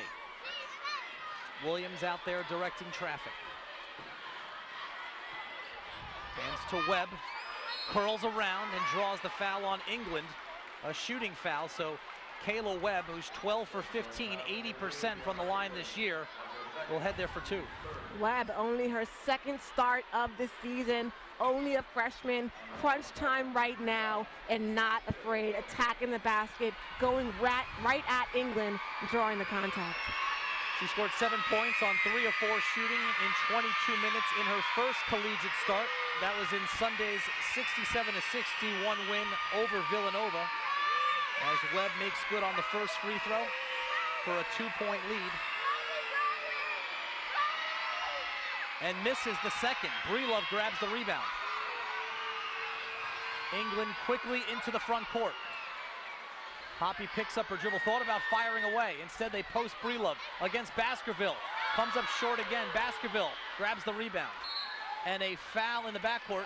St. John's not in the penalty yet, but they soon will be after Hoppy is called for the reach. It looks like St. John's, their goal right now, or their strategy, is to feed Breelove the ball on the post. She's gotten the ball the past couple 3 or 4 possessions, just hasn't been able to connect and finish.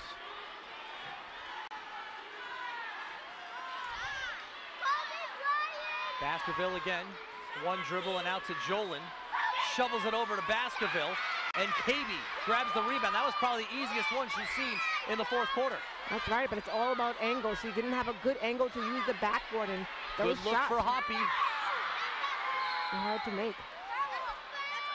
And a jump ball on the rebound. St. John's has possession. A jump ball is called between Baskerville and Breelove going for that rebound, and it will be St. John's basketball with a fresh shot clock. And St. John's, they need a bucket right now. They're down by 2, 1:35 left on the clock. They have to execute off the inbounds right here.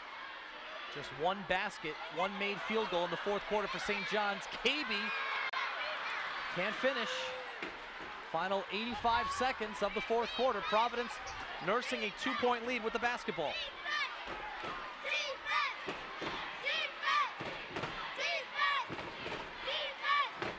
Williams crossing over on Bailey, and that's a travel. Williams visually not happy with that call, and she's small, so she knows she has to make multiple counter moves, especially when she gets in the paint to get her shot off. And you can tell she's been practicing those pivot turns to create space, and feel as if she did not travel and move her feet, and she knows she cannot afford to get a turnover right now in crunch time, and that was a tough turnover right there. Joe Tartamella sends Akina Wellaire in for this crucial possession for Alicia KB, who's now on the bench. The freshman Bailey is out there. Bounce pass across for Breelove, has position, and that time she gets it to go, and we are all tied in the final minute. And that time Breelove took her time to make that layup, stopped, took a moment, found the hoop to finish. Crowd on its feet inside Carnesecca Arena. 15 seconds on the shot clock. Webb all the way in with the left hand. Providence back up by 2, and an immediate timeout is called by Joe Tartamella. They are saying the timeout was called before the ball was inbounded. And what a move that was by Webb, the 5'4" freshman. Nice hesitation, caused the defense to relax for just a moment, and as soon as they relaxed, she attacked the basket strong, and that's a tough move and a big-time layup for a freshman in a crunch-time game like this. After St. John's had just tied the score at 54 on the previous possession with Curtiona Breelove inside. Here's that play. And watch how Breelove took her time and made sure to finish that layup that time. Right here, pump fake. Baskerville didn't go for the fake, but Breelove able to finally connect. And right here, it was that hesitation move. Got the defense to slow down just for a moment and took Hoppy. Nice, strong left-hand layup, and this game is going down to the wire as we expected. 2 freshmen and a sophomore in the starting lineup for this young Providence team. And here's what's at stake. Look, it's early, but St. John's and Providence, as you made the point at the beginning of the broadcast, bottom half of the standings right now. So this is a huge early season game because you got surprises near the top. First and foremost, Butler, that 14-1 record and 4-0 in conference play. So this is a big game for St. John's and Providence. Absolutely. Right now, both groups are hungry to get a win. They want to move up and try to get in that top half of the standings. And right now, every game matters when you're on the bottom. Villanova is losing big to Marquette right now, so they're going to fall to 2 and 3. And look, from 3rd place to 10th place, all of those teams are separated by basically a game in the standings. So still a lot to be decided, and they're going to be decided on swing games like this. So out of the Tartamella timeout, there's a 4-second difference between the shot clock and the game clock, with St. John's trailing by 2 points. St. John's has to prove right now that they have what it takes to execute in the half court. It's the freshman Bailey on the wing. Shot clock is down to 10 as the crowd inside Carnesecca rises to its feet. Hoppy off balance, comes up short, rebounded by Baskerville, and it is a timeout called for Providence on the rebound after Baskerville secured that board. Baskerville, that's a big-time defensive rebound. Great job by her to get up and snatch it down. Hoppy didn't get the best shot she wanted right there on that layup, but she got a shot up, just couldn't connect. And nice defense and great hustle by Providence to get that stop. This was a one-point game at halftime. St. John's had a 32-31 lead. Now it's a two-point game, and here's that last play. Right here, St. John's trying to execute, running their set. A couple of passes before Hoppy decided to attack, but you can see she got her feet tripped up. There was 2 or 3 black shirts surrounding her. Not the best shot they wanted. Great job by Providence to just slide their feet and not bail it out by fouling.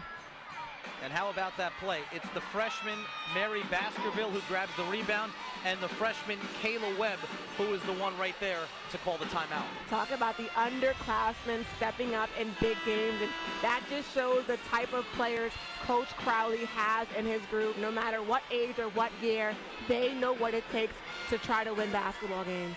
So let's spin it forward to this upcoming possession. 7.7 seconds on the clock. Providence is going to inbound from the front court because the timeout from Webb was called immediately. So is it a quick foul for St. John's, or do you try to get a steal first? Absolutely. It's a quick foul, but you have to know who to foul. You won't even want to try to deny certain players that are great free throw shooters. And right here, England doing as we thought she would do and going for the quick foul. They tried to find Nogic. St. John's did a good job denying her the ball. So it's going to be Chanel Williams, who's a 74% foul shooter this season.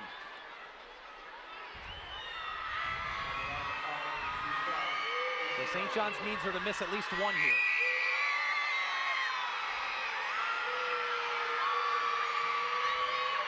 And there it is. So now even with a make, St. John's would be able to tie it on a made three-pointer.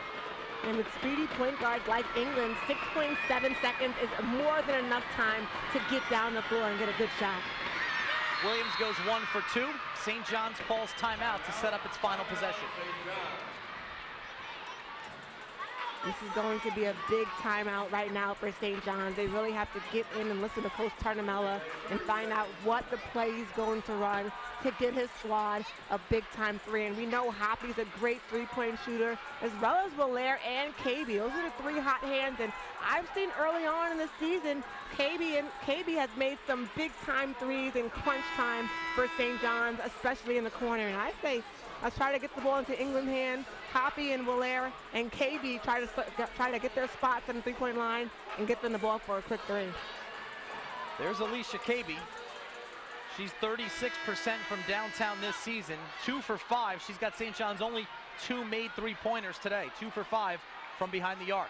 I've seen it. She's usually their hot hand, and she's made some big threes in crunch time. They have to get her the ball here. England inbounds to KB. She likes that corner, has to step back and fire it away out of desperation, and banks it in with 3 seconds to go.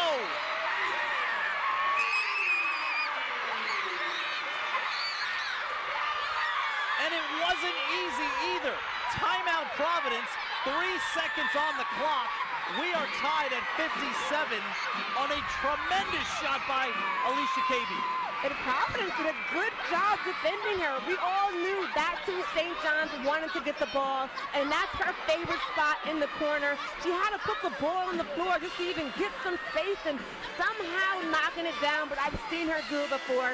She is just a clutch player down the stretch, knocking down those threes for St. John's. Her 3rd three-pointer of the game. It was the biggest one so far. 3 for 6 from downtown for Alicia KB. And we are all tied at 57, but still 3 seconds on the clock, and now Providence has a chance to inbound in the front court. And still a lot of time. St. John's, they cannot afford to still be celebrating right now. They must get a stop and get this game into overtime. There's Yo-Yo Nogic. They would love to get the ball in her hands, even though she's had a quiet day so far. And right now, Pat, I say just switch on everything if I'm St. John's. Everyone has to be able to defend everyone right now. Switch on everything. Maddie Jolin inbounds, is deflected into the front court, and Hoppy is fouled. Hoppy is fouled by Baskerville with 0.5 of a second to go, but Providence is not in the penalty yet. That is only their 4th team foul. And right here, off the inbounds, Hoppy getting up there, showing us her length and tipping that, causing that turnover, but nice quick foul by Providence, knowing it could not afford to allow her to get a fast break layup.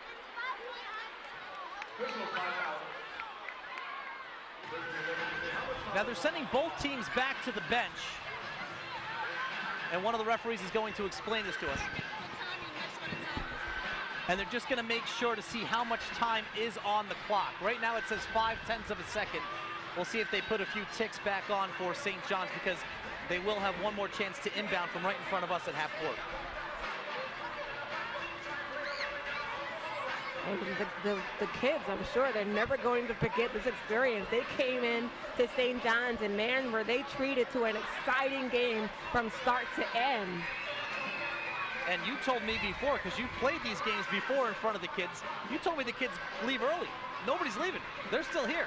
That's right, Pat. Usually the kids leave early. There's a lot of buses in the driveway right now, and so you can see the teachers and the students, they're probably begging, no, we do not want to leave. This game is just that much fun and that exciting to watch.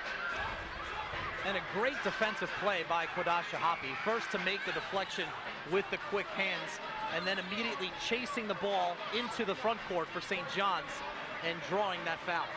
It's almost hard to believe, as I said it earlier, that Hoppy's only a sophomore. She makes big plays for St. John's, and that was a humongous stop defensively for Hoppy. So the teams are still being held at their benches as two of our officials try to determine how much time should be on the clock for this final possession. And Pat, these are the games as a collegiate athlete that you dream about, that you live for. These crunch games, 0.5 seconds left, tied game, probably going into overtime. These are the games you live for if you're a Division I college athlete. So they're going to put 1.6 seconds on the game clock. So that's a big boost for St. John's there. That changes a lot of what they can do right here. Absolutely. That's enough time to get a nice shot up. If they set a good off-the-ball screen, St. John's, and they execute it right, they can get a nice look at the hoop. Providence, they have to be on point right now defensively. And now Joe Tartamella uses his final timeout here. St. John's is out of timeouts. Providence still has one. I think Tartamella probably drew up a play for 0.5 of a second, but with 1.6 on the clock, you can draw up a completely different play. Yeah, that's a game changer right now that the ref decided to go with 1.6, and that's a big win for St. John's right here, just giving them some more time to get a nice clean look at the hoop.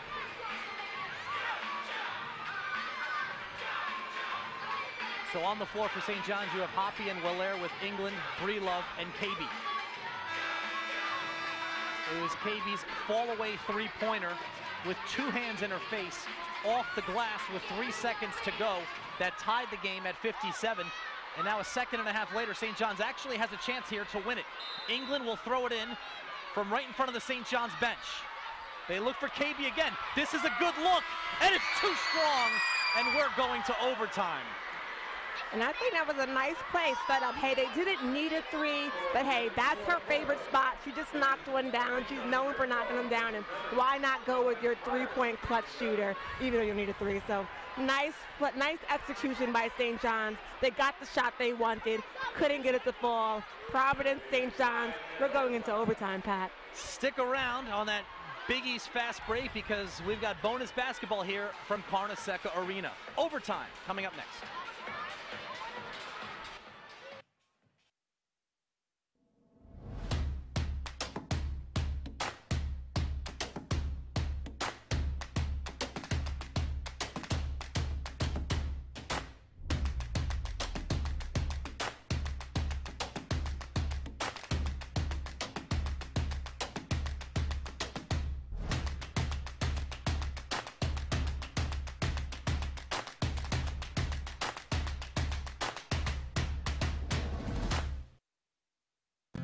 You have 4 years to help you figure out the meaning of life. Do you realize what a great gift this is? I think of college as a moment of pilgrimage. You'll go places you never thought you'd go. You'll meet people you never thought you'd meet. And you will experience things that are so rich that you can hold on to them forever.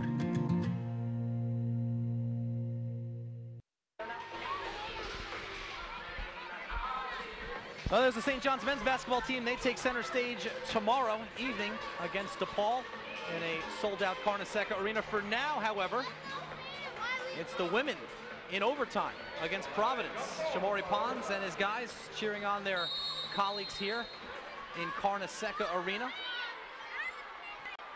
And that's also something that's exciting. Not only did the kids come out to support St. John's today, but when you see your men's basketball team sitting sideline watching and cheering your girls team on, and that's just a good feeling that St. John's girls have to feel right now. Maddie Jolin begins overtime with a three-pointer from the wing. She had the hot hand in the first half, cooled off in the second, but Jolin has now equaled her season high with 18 points. In St. John's, they have to know she is the main player you have to stop. She may have been a bit quiet today, but again, she is a scorer, and that's the last person they want to allow to get open shots. Shot clock is down to 6, and England is fouled on the perimeter by Chanel Williams.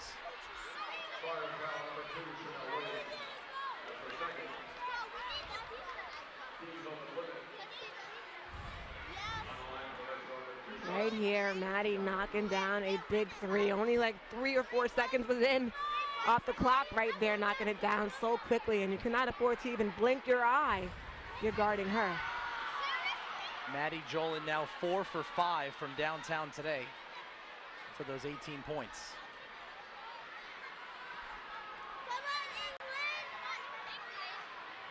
England goes 1 for 2 from the line to pull St. John's within a bucket.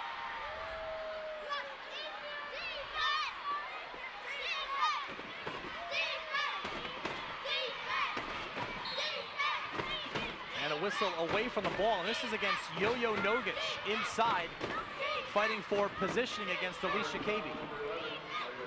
And an off-the-ball call that was for Nogic, and you can see she's not happy with that call. And in overtime games like this, Pat, it goes down to which team is going to get more shots and less turnovers, and you cannot afford to lose opportunities on possessions because of turnovers.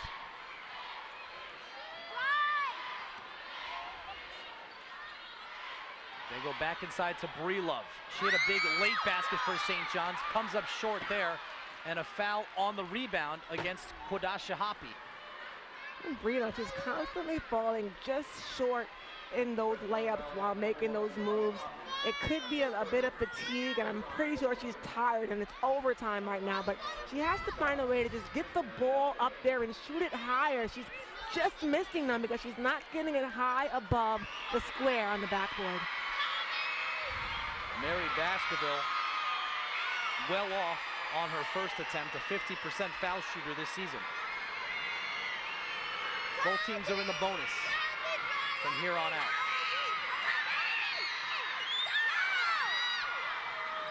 So a 1 for 2 trip for Baskerville. Providence back up by 3. Biggest lead in the game was 11 for St. John's in the third quarter as Williams steps in the middle of that handoff, and it will be St. John's possession off the jump ball. I'm sure Williams recognized that play. We've seen that set ran a couple of times today where England gets the handoff off of her initial pass, and Williams, she was alert that time and knew it was coming and got her hands in there.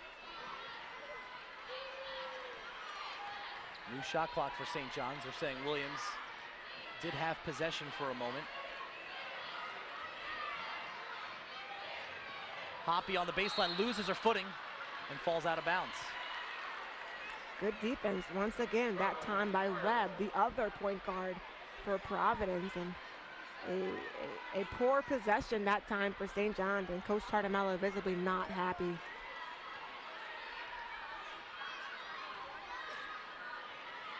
Chanel Williams and Kayla Webb out there together again for these Friars. Inside pass for Baskerville and the foul, and Providence has a 5-point lead. And Breela, she just has to make the adjustments defensively. Baskerville, she allows her to get low and get her position so far under the rim, and it's impossible to stop her when she's right underneath the rim. You have to try to push her out and not allow her to get her spot that she wants on the block so easily. Joe Tartamella is going to go to his bench and send in Kadeja Bailey. So now he's going completely small. The tallest player out there is the 6-foot freshman Bailey. So Bree Love, and you've alluded to her fatigue here in the second half, and Kayla Charles, the two bigs for St. John's, are now on the bench. And if I'm Providence moving forward, I'm going to continue to keep feeding Baskerville because she's proven she wants the ball down low and she gets good position. And Jim Crowley following suit. He takes Baskerville out of the game and sends in Kira Spiewak. So both teams going small here in overtime. And that's an interesting sub. Let's see what his goal was with that sub. I'm going to be interested to see this. Could be an offense-defense thing. Not sure who Baskerville would guard here. KB loses the handle, picked up by Hoppy. Still 15 on the shot clock. KB trying to get free, fires away and hits. Her fourth three-pointer of the game.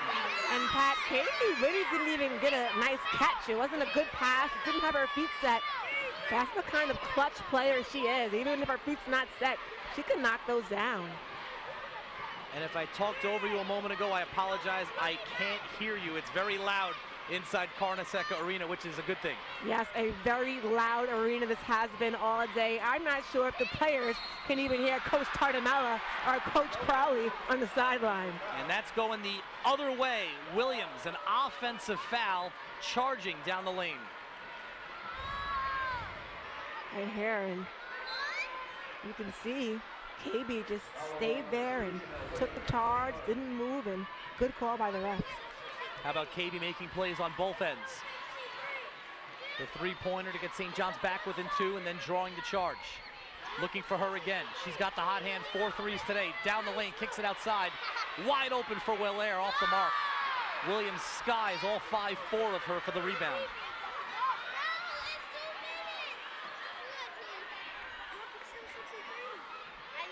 Final 2 minutes here of overtime. Providence, a 2-point lead in the ball.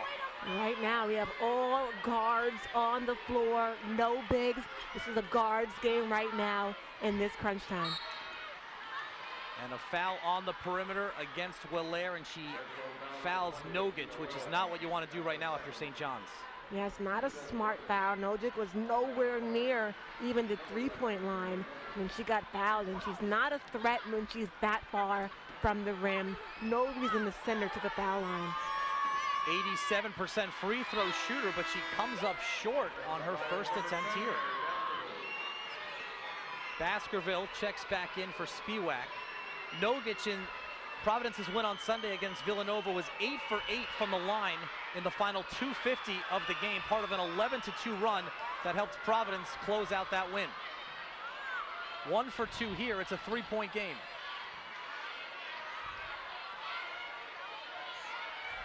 KB's had the hot hand. Hoppy, though, around the corner, right to the basket, and we've got a 1-point ball game, 90 seconds to go. Hoppy, she's crafty. She has multiple moves off the dribble, and right there, nice crossover, went between the legs, and just attacked the rim, had a nice open lane for the layup. Williams picks up her dribble, gives it off to Webb.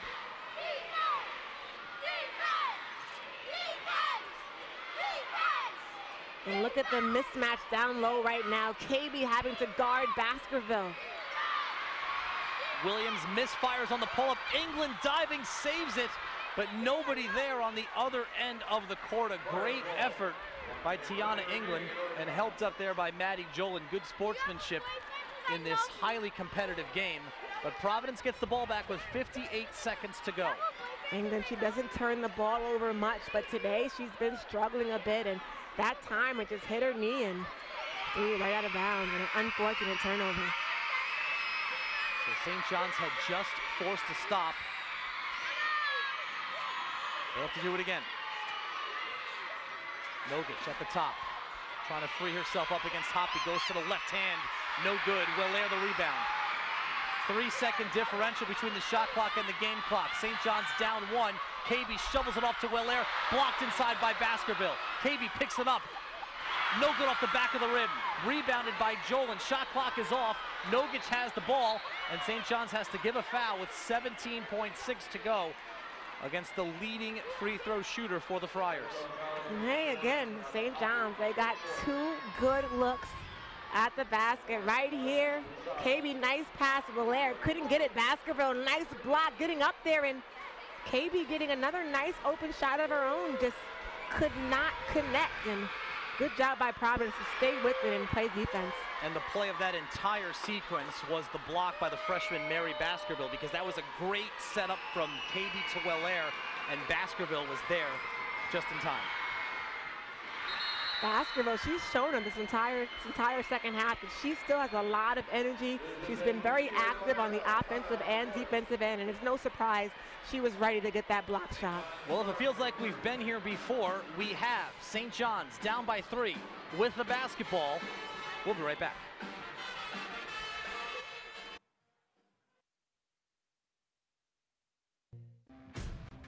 It's time to fuel your ambitions by taking charge of your student debt. At SoFi, we've helped over 250,000 people refinance their student loans, saving thousands of dollars. Now you can pay off your student loans faster and reach your goals sooner.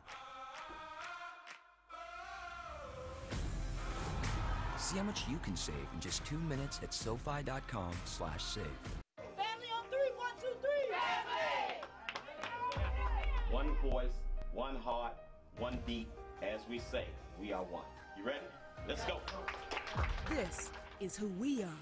We are the hardest working group of people I've ever met in my entire life.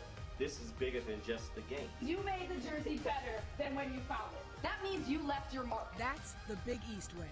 1, 2, 3. Together! The 2019 Big East Women's Basketball Tournament at Wintrust Arena.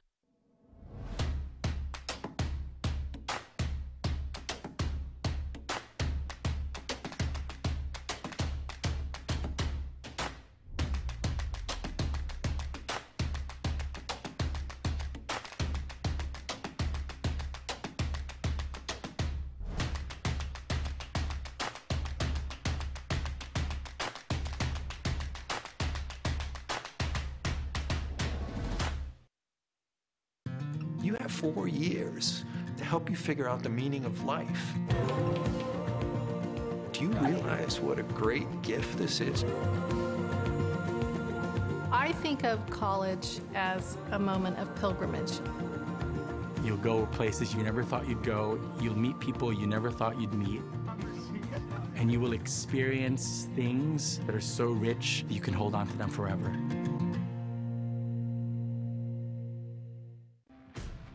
It's time to fuel your ambitions by taking charge of your student debt. At SoFi, we've helped over 250,000 people refinance their student loans, saving thousands of dollars. Now you can pay off your student loans faster and reach your goals sooner. See how much you can save in just 2 minutes at SoFi.com/save. Welcome back to Carnesecca Arena. 17.6 seconds on the clock. St. John's with the basketball and down by 3. The inbound goes to the freshman Bailey.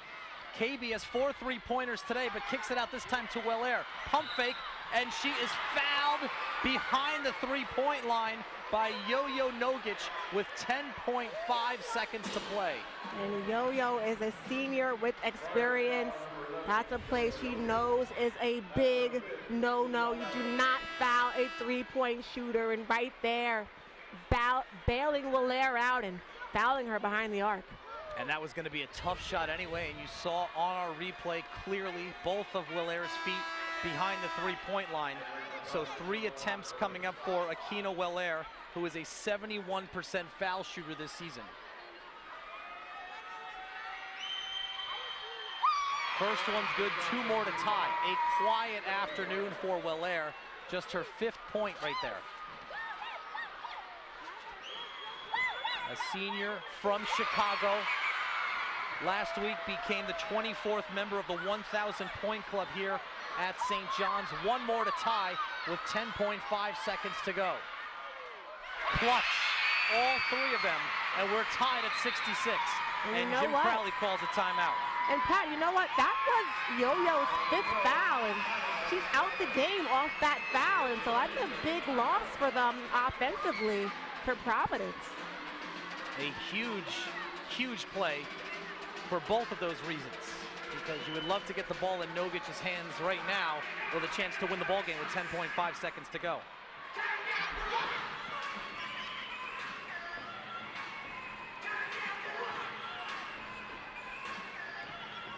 So in what has been a really outstanding career for Yo-Yo Nogic, not one of her better games today, 2 for 10 from the field with 8 points, and that crucial foul a moment ago to allow St. John's to tie the game at 66. Absolutely, a tough game it has been for her.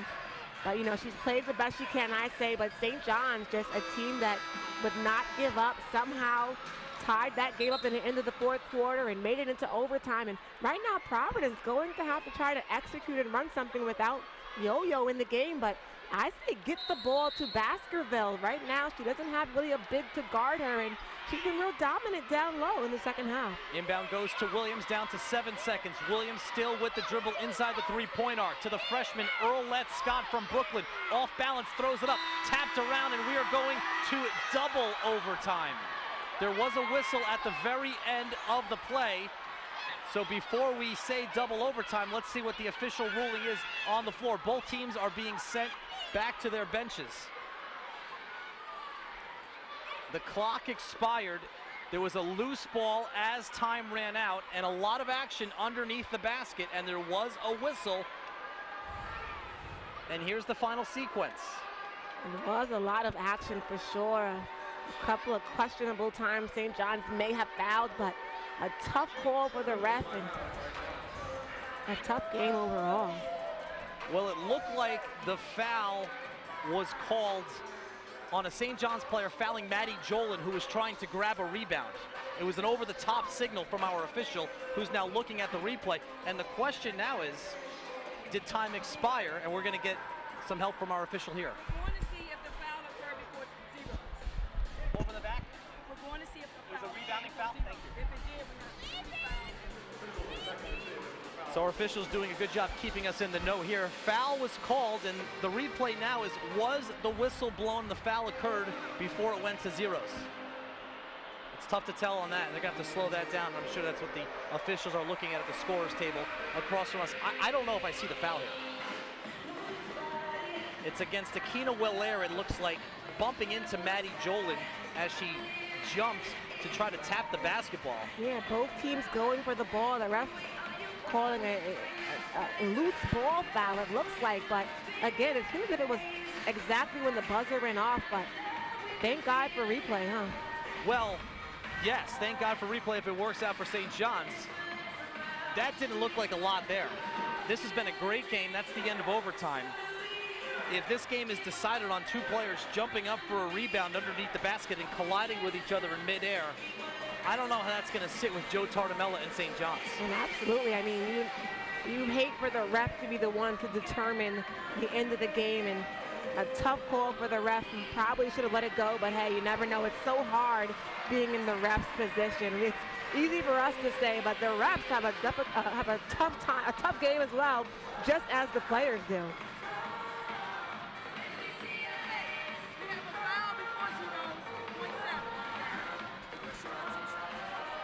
So the foul occurred with 0.7 of a second to play.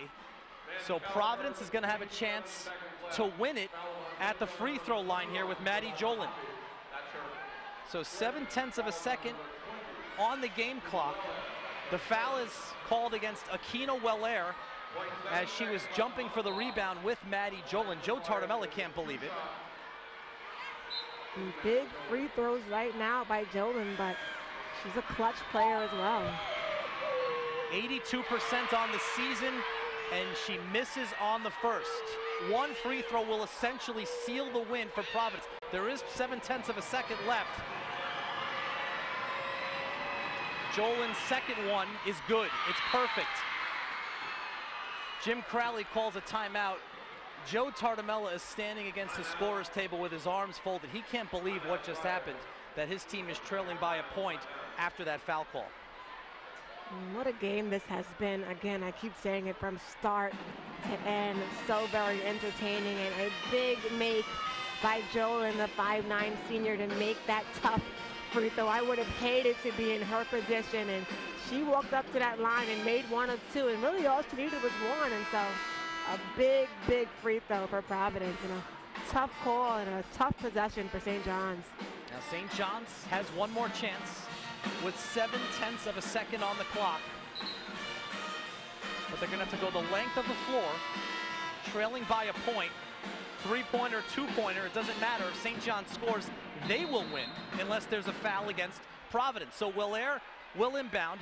Baskerville trying to bother her into the front court. It's tipped away by Jolin, and the ball game ends 67-66. A tough, tough way to lose for St. John's in overtime with a foul called on a rebound with 7/10 of a second to go, and Providence comes away with the win.